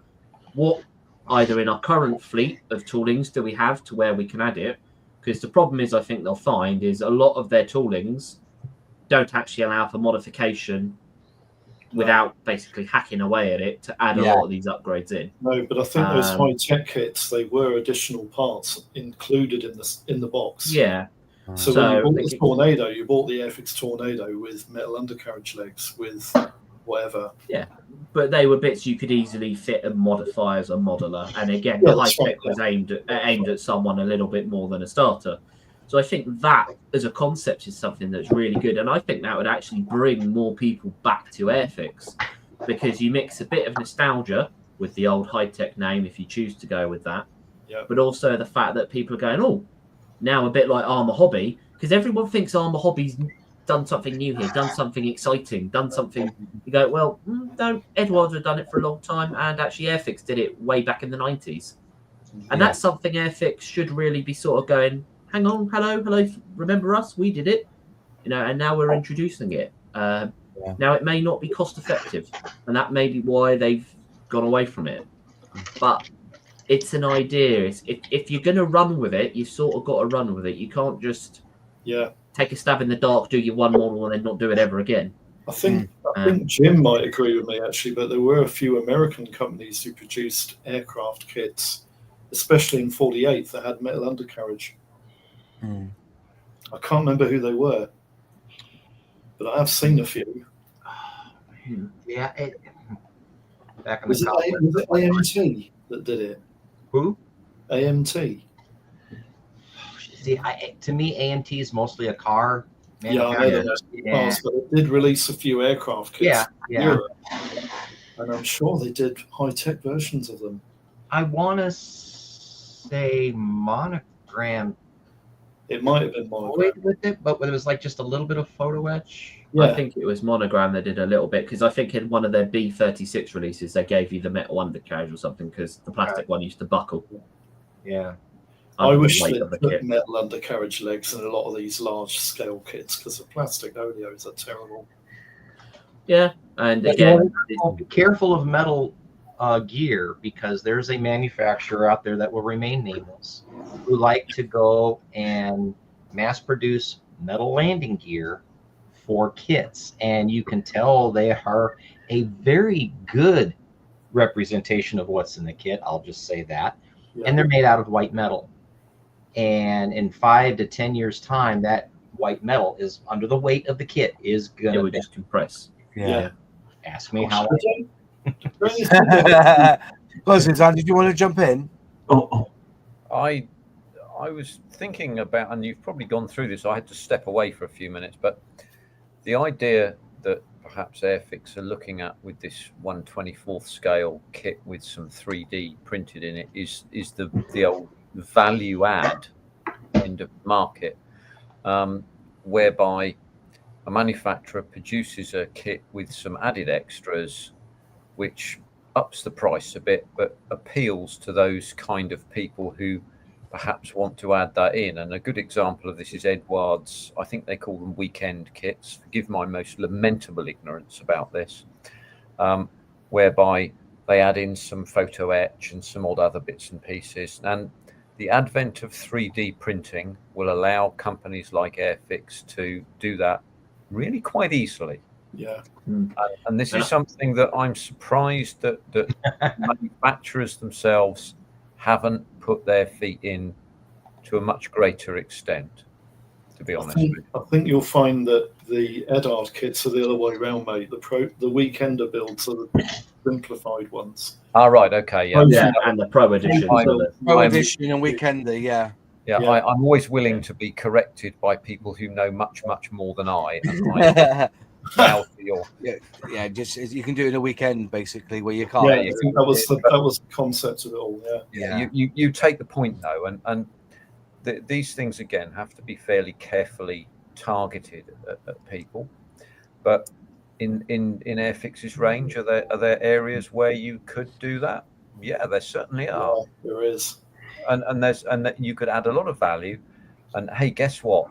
It would be very profitable for Airfix. I'm not going to get them out of the pack now, but it'd be very profitable for Airfix to produce for themselves 3D high quality, high resolution prints of various parts of their kits, and either add them in or say, hey, look at this, Mr. Model Builder. If you want this, you can pay for it, and it's this much.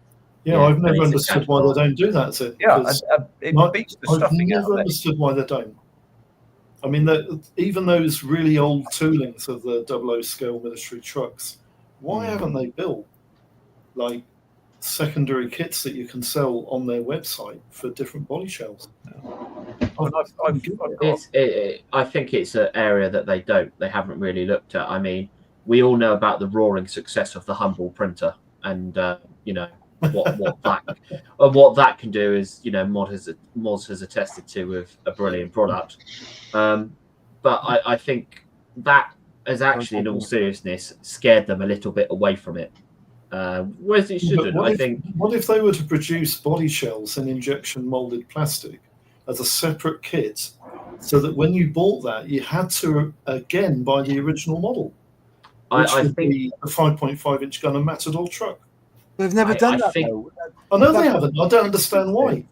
I think cost of tooling of that size.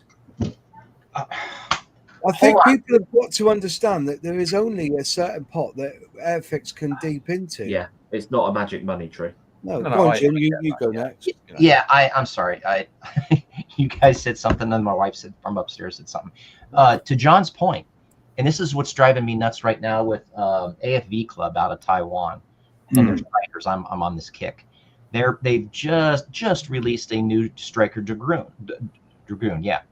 Yep. It's got a turret basket on it. It's got the front wheel, a spare wheel holder on the front of it, and I'm just like, oh. And their mobile gun system, the 1128, they did the same thing. They re-released it with upgraded parts. Yeah. Well, why don't you just do a separate kit for the people that have the kit, and for those that don't, well, now they can buy the kit and everything, or that's they can, to me, that's the smart way to go. But no, they got it in their head that, oh no, we want people that bought the old kit to go around, turn around and buy the new kit too, just for the extra parts. Well, why? Yeah, I would think that in the long run, and maybe I'm completely wrong, because maybe they've done this marketing and they ran these numbers to begin with. But you issue a kit and then you issue upgrade parts. It's two markets now that you're appealing to. You're appealing to the guy that already bought the kit. Now you're also appealing to the guy that wants everything, because now they can buy the kit and the upgrade part. That's right. It drives me nuts. Yeah, so so you sell the I original kit twice. I don't get. Yeah, I think for you, John, on your bits, the traditional kit injection molding's fine. Yeah. But in terms of the cabs and everything, those should be 3D printed. But Airfix should be able to produce them at an economic cost. Not sell the files, because then you open up a whole can of worms with licensing.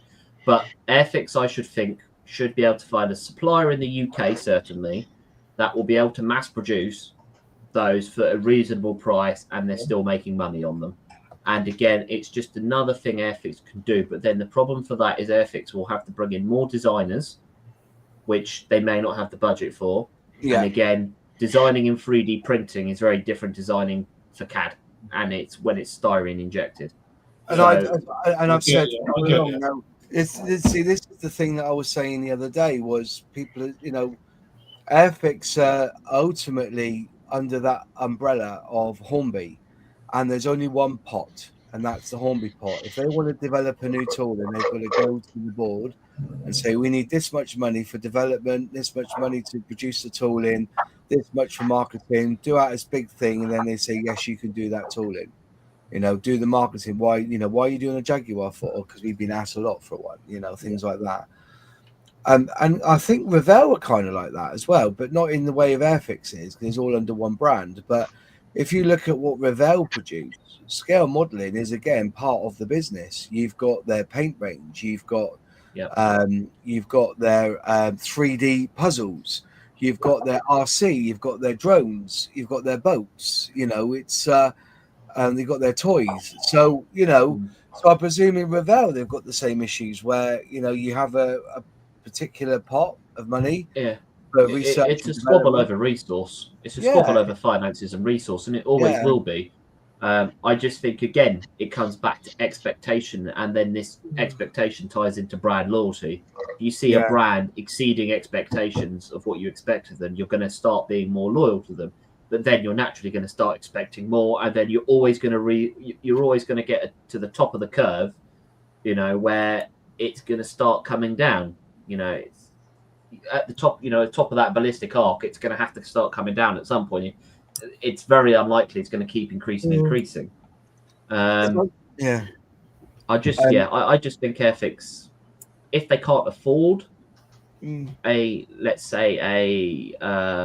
designer, then maybe it's best if they license out some products and do a deal that way, whereby they have a designer who can design the cab, but then it's Airfix licensed. So then Airfix will take a commission fee, for example. That's another way that's another way they can do it, which is cost effective. Because Dale's very good at negotiating license agreements. I'm sure if people wanted to print Airfix in 3D print, I'm sure they would. My brand loyalty even back in the day was Matchbox, even in the 70s. Yeah. I'd buy Edard Overtrees just to get the plastic. Yeah, I get all this. Yeah, it's license. There's only a certain amount in the pot. And see, while I've always said that I think Airfix release things too quick after initial release. So that was the point. Like the Chinook, they released that Chinook 2 years ago. No, last year, wasn't it? Last year. And they've just released a new scheme and everything this year. I would have waited 3 years. I mean, this one's the late one, though, isn't it? So there's meant to be. Is there different styrene in there as well? I think there's additional. I haven't seen it. I've got it here, but I've not opened up the box yet. Yeah, I think if they HC2, they've released schemes for this year. No, I thought it was the 1A late or whatever, because it's not the latest Chinook model. I mean, that's fine as long as it's got different parts. If it's just a straight re of decal scheme, no, it's too soon. There's no point. There's other toolings that you should get out the shed and redo. I think this is an interesting comment by Dougie, though. I do. I saw that, and and like we said last week, and I said last week, with the quality control, I have no answer to that, Dougie. We're only like chewing the fat here, mate. we're just suggesting what we think Airfix should do, and we know damn well that Airfix won't fucking do it anyway. So we're just, we're just shooting off the breeze here. So, yeah, it's a good shout that if they can't get the basic styrene right, yeah. But I tell you how we can get. Sorry, I'll just put this out. The fit of kits from Airfix in the last 5, 6, 7 years has been immaculate. The fit. I would say their new toolkits have been immaculate since 2010. Yeah, since 2010 or more or less.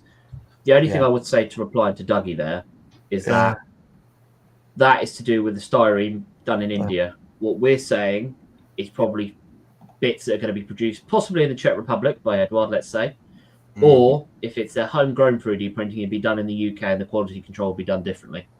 So whilst there's no control, whilst we're not commenting on the styrene, everything else that we've said is actually not going to be produced in India in theory.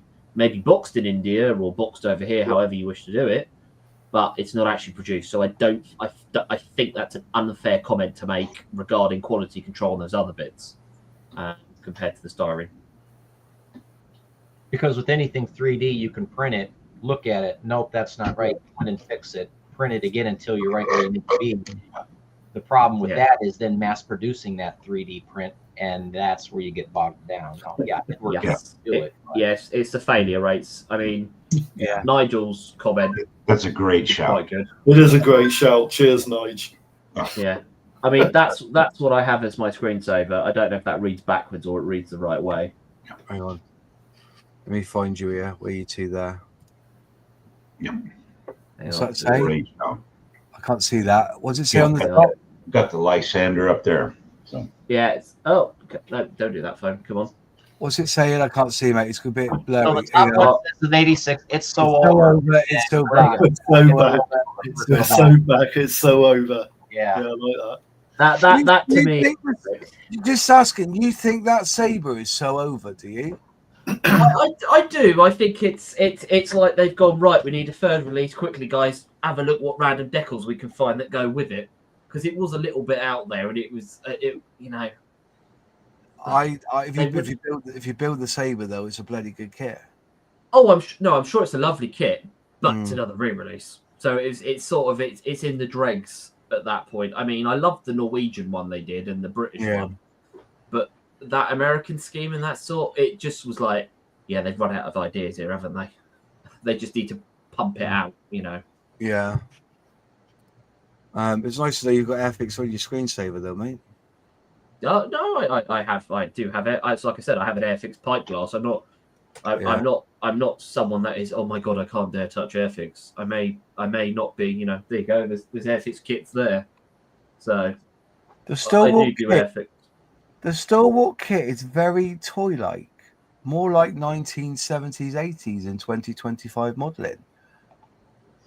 I disagree. What precisely does he mean? Yeah, what do you mean by that? What do you mean precisely when you say that? What do you mean? Yeah, where to get mine out again? There's nothing toy-like in that, mate. There's nothing toy-like in that. That looks very good from here. It's nothing toy-like at all.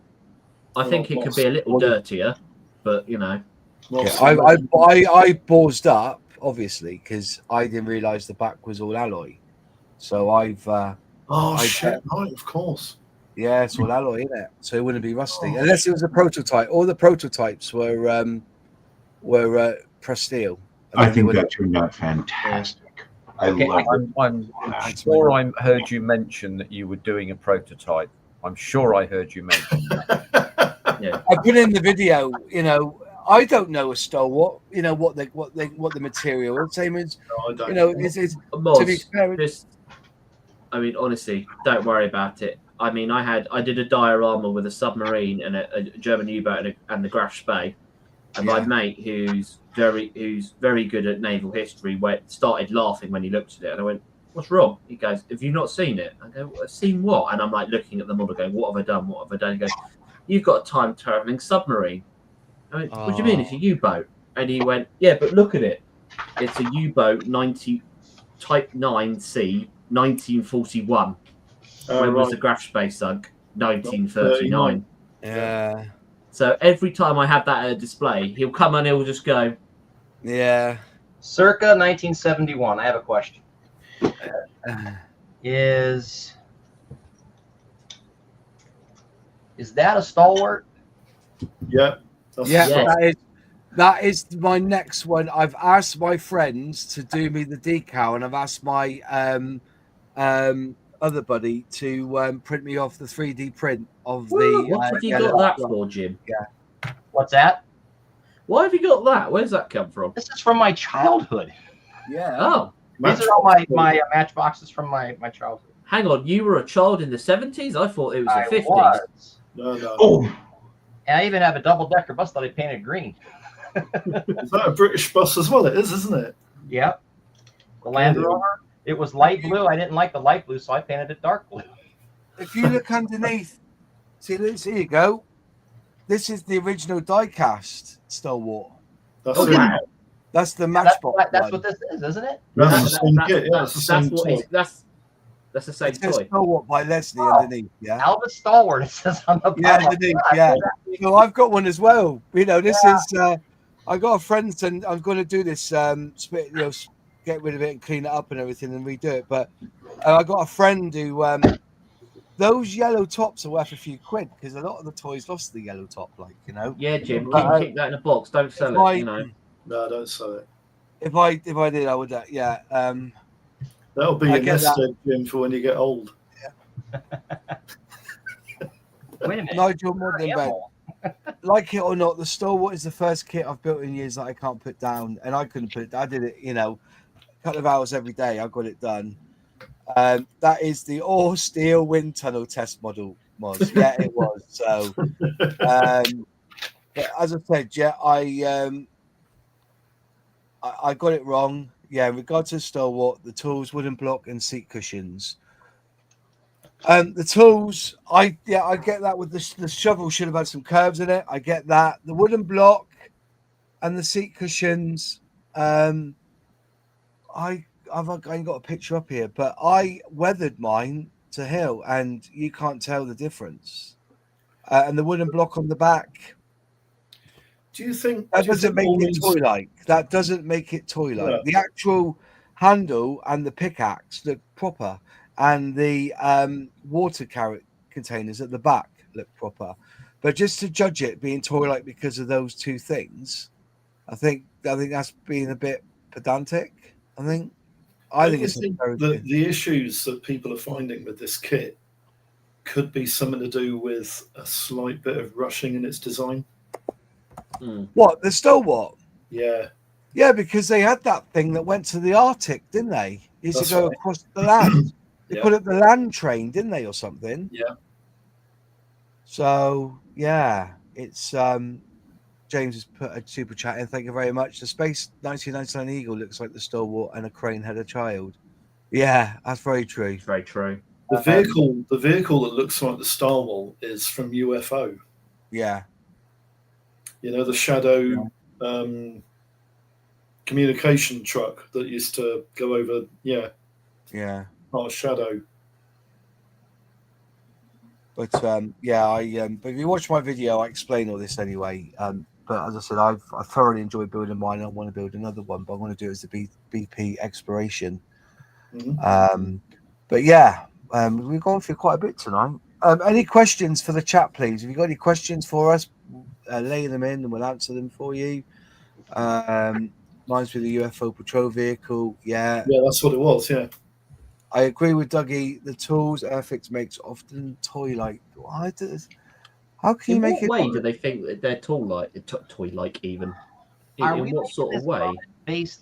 Okay, it seems toy-like. In a way, I agree, because you look at the full built thing, it kind of looks like a toy. About that same scale, same size. It looks like you could go play with it. Yeah. In a picture, but because it fits in the palm of your hand, but yeah. I haven't seen it. I don't know. I haven't seen surface detail. So I don't know. So is it something because it just naturally kind of looks like a toy, or is Dougie speaking to the overall surface detail and things like that. Because to me, just looking at what Mazda's done online and just showing it now, to me, it doesn't look that toy-like. It looks more modern. Well, it's a bit like I did the ferret, and the ferret's quite toy-like if you want to go, because it's very plain in its features, but it looks like a ferret. It builds well. I did it as a Mojo kit. I think it's a great piece. It's a great little model.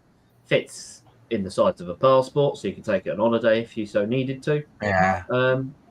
It's just a good little kit. I wouldn't say it's toy, but I just sort of want to. I get Dougie though. If he's got an head hard to do, and I can totally see that. Yeah, fair play to you, mate.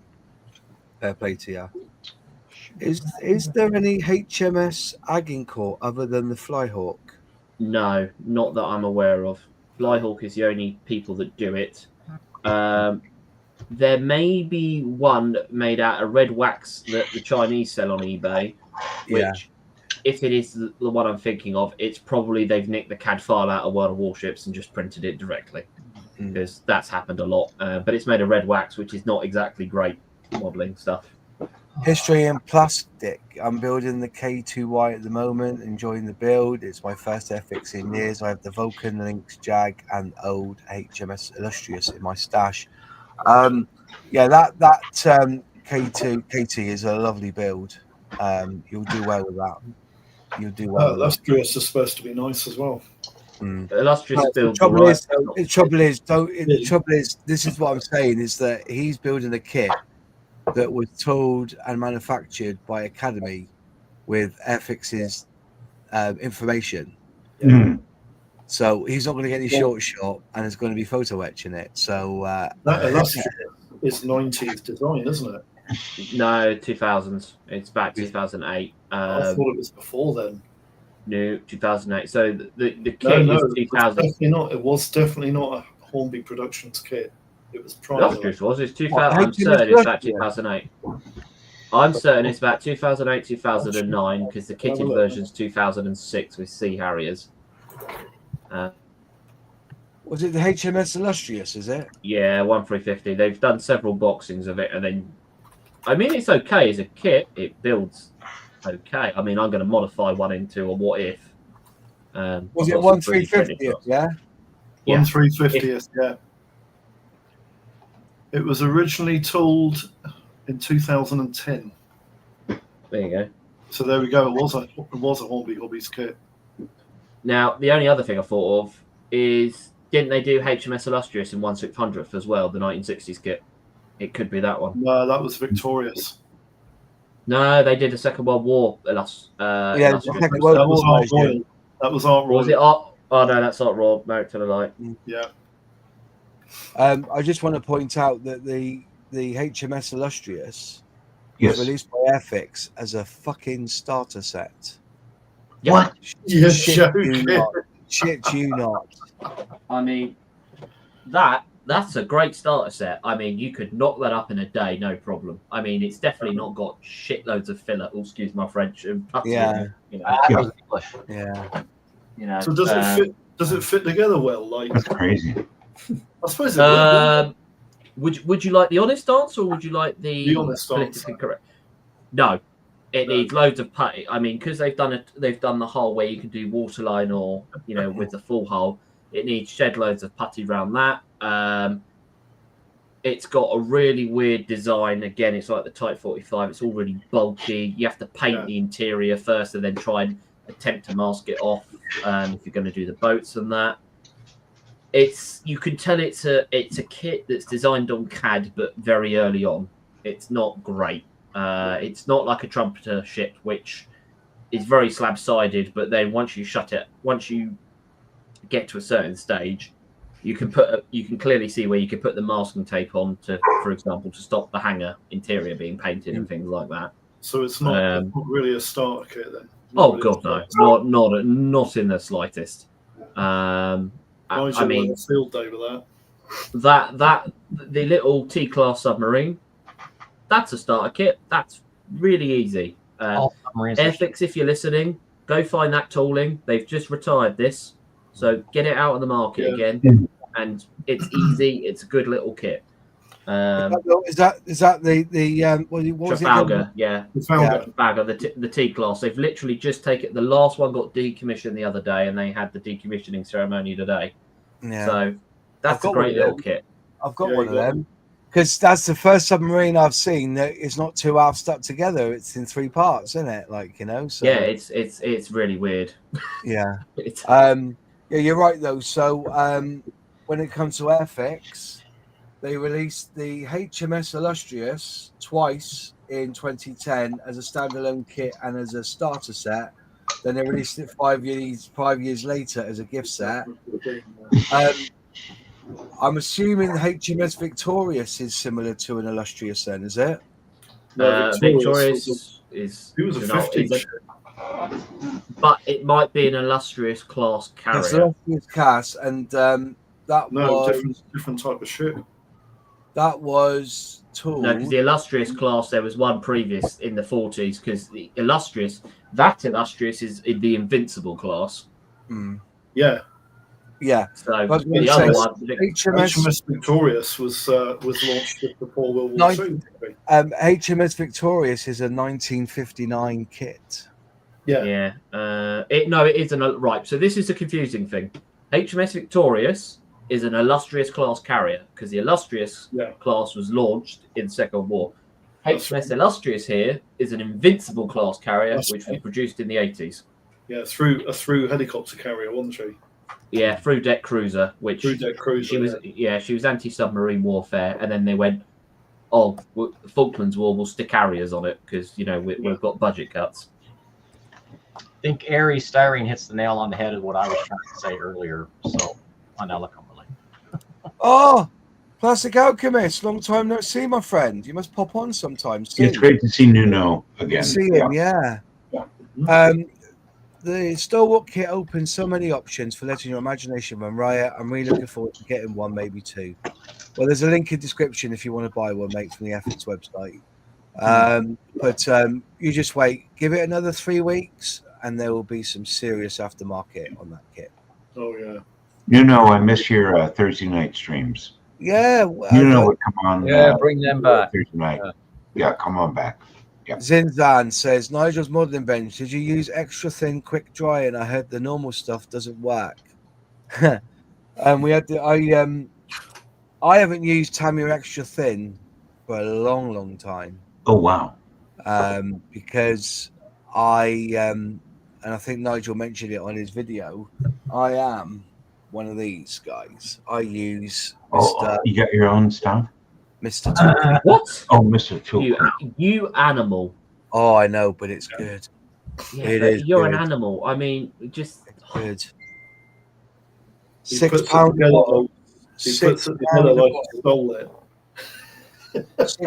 a bottle, mate, and it dries and it's quick and it's a very, very good. How long does that take to go off, Moss? When you apply it. When you put it on, I don't know, Nigel. I'm not talking about setting. I'm talking about going off so you can apply transparencies to it. What, the tool cleaner? Yeah.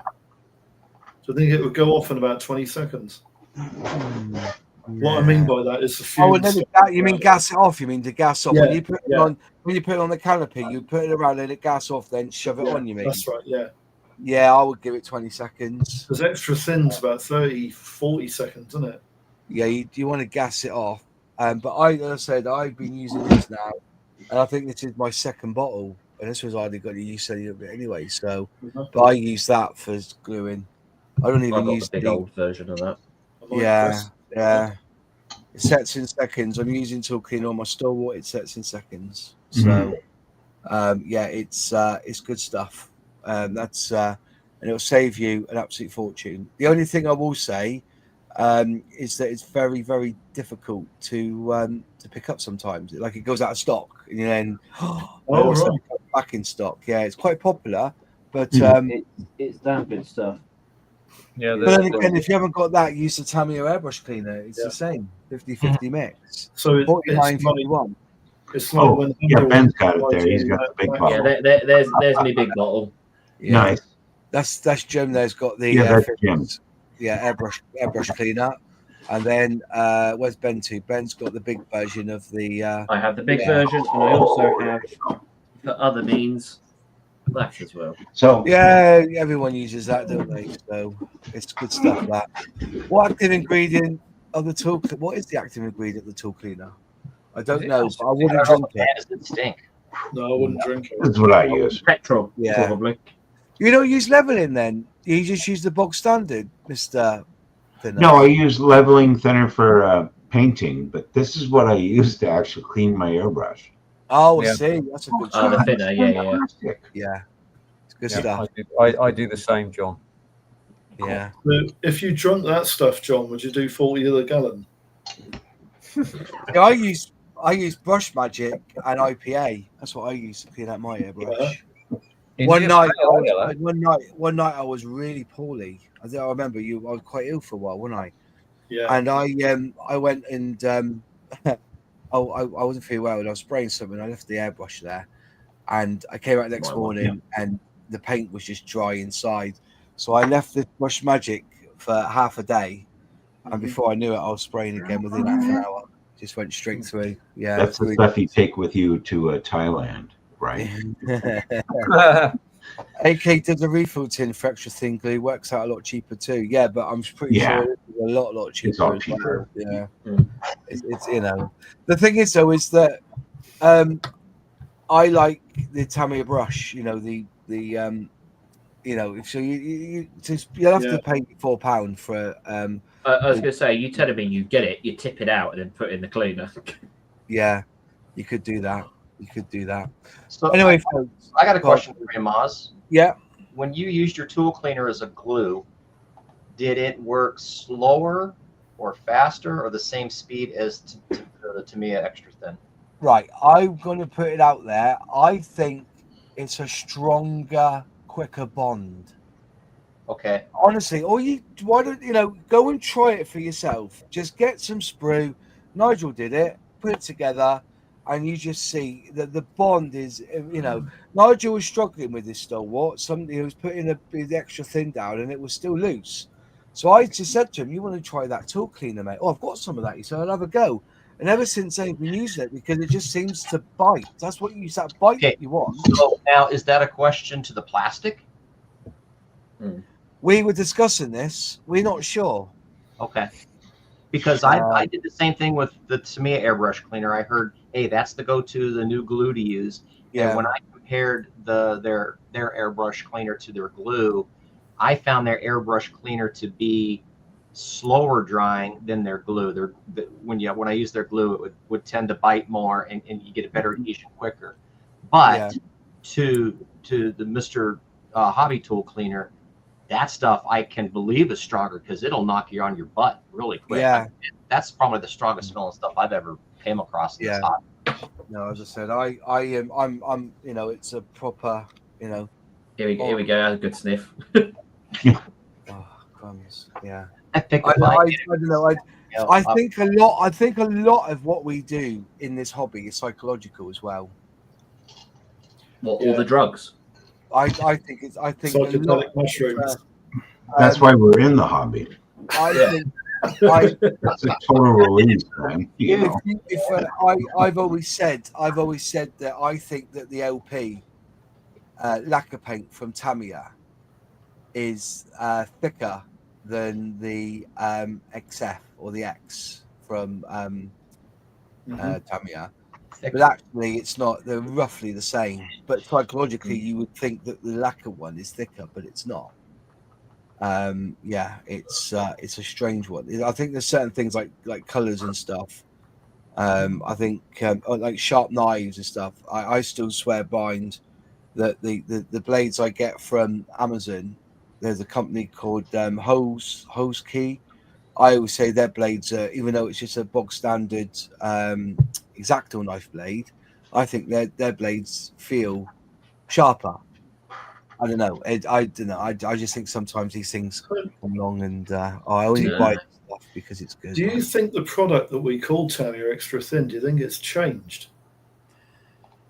There has been talk about it, but if you look over the years, the same safety notes say that it's 51% something and 50.1% something and 49.9 of another product in it. It just seems that over the last couple of years, there's been more complaints about the fact that it doesn't seem to stick very well. Yeah. Well, I think Nigel had the problem with the Revell Hurricane. He was struggling to get that to do together, wasn't it? So. Yeah. Anyways, look at the time. Look at the time. It's 10 o'clock. Thank you all for watching. If you've not seen my final build video of the Stalwart, it's not a video build. I've stopped doing them because I just want to go on and build things. So I'd rather take pictures and explain what I've done with pictures now than doing a complete faffing around and editing it, so if you're disappointed, but I have laid out my thoughts, and the only thing I do regret is the fact I never mentioned that if you have got a short shot or you've got a part problem, you can ring or contact Airfix customer service, and I've done a video on that I've linked to that video as well. So if you have got a problem with your Stalwart, you can contact them. They have got a massive backlog, as you can imagine. So it could be up to 2 weeks to 4 weeks before you get your parts, but they will send it out to you for free. And on that bombshell, I think that's everything I need to say. Thank you all for joining us. Jim, always a pleasure. Ben, another pleasure. John, Joffrey, Parker. Before we go, can I just make a quick announcement? It'll take 2 seconds. No, you can't. See you next week, folks. The middle of Lidl has Airfix starter kits in it again. Have they? Gary's not done a video on that. Yeah, there's about 5 or 6 different kits. I've not seen them. Normally, I know to go when Gary's put a video up. Well, about 4 or 5 days ago, they were putting 15% off the Spitfire Mark 1. Oh, okay. Well, fair enough. Yeah, there's about 5 or 6 different kits in the range. Well, that was a good announcement. Anyways, have a great one, folks. We'll see you next week. Take care. Good night. Bye-bye. Thanks for having us. Yeah, bye-bye.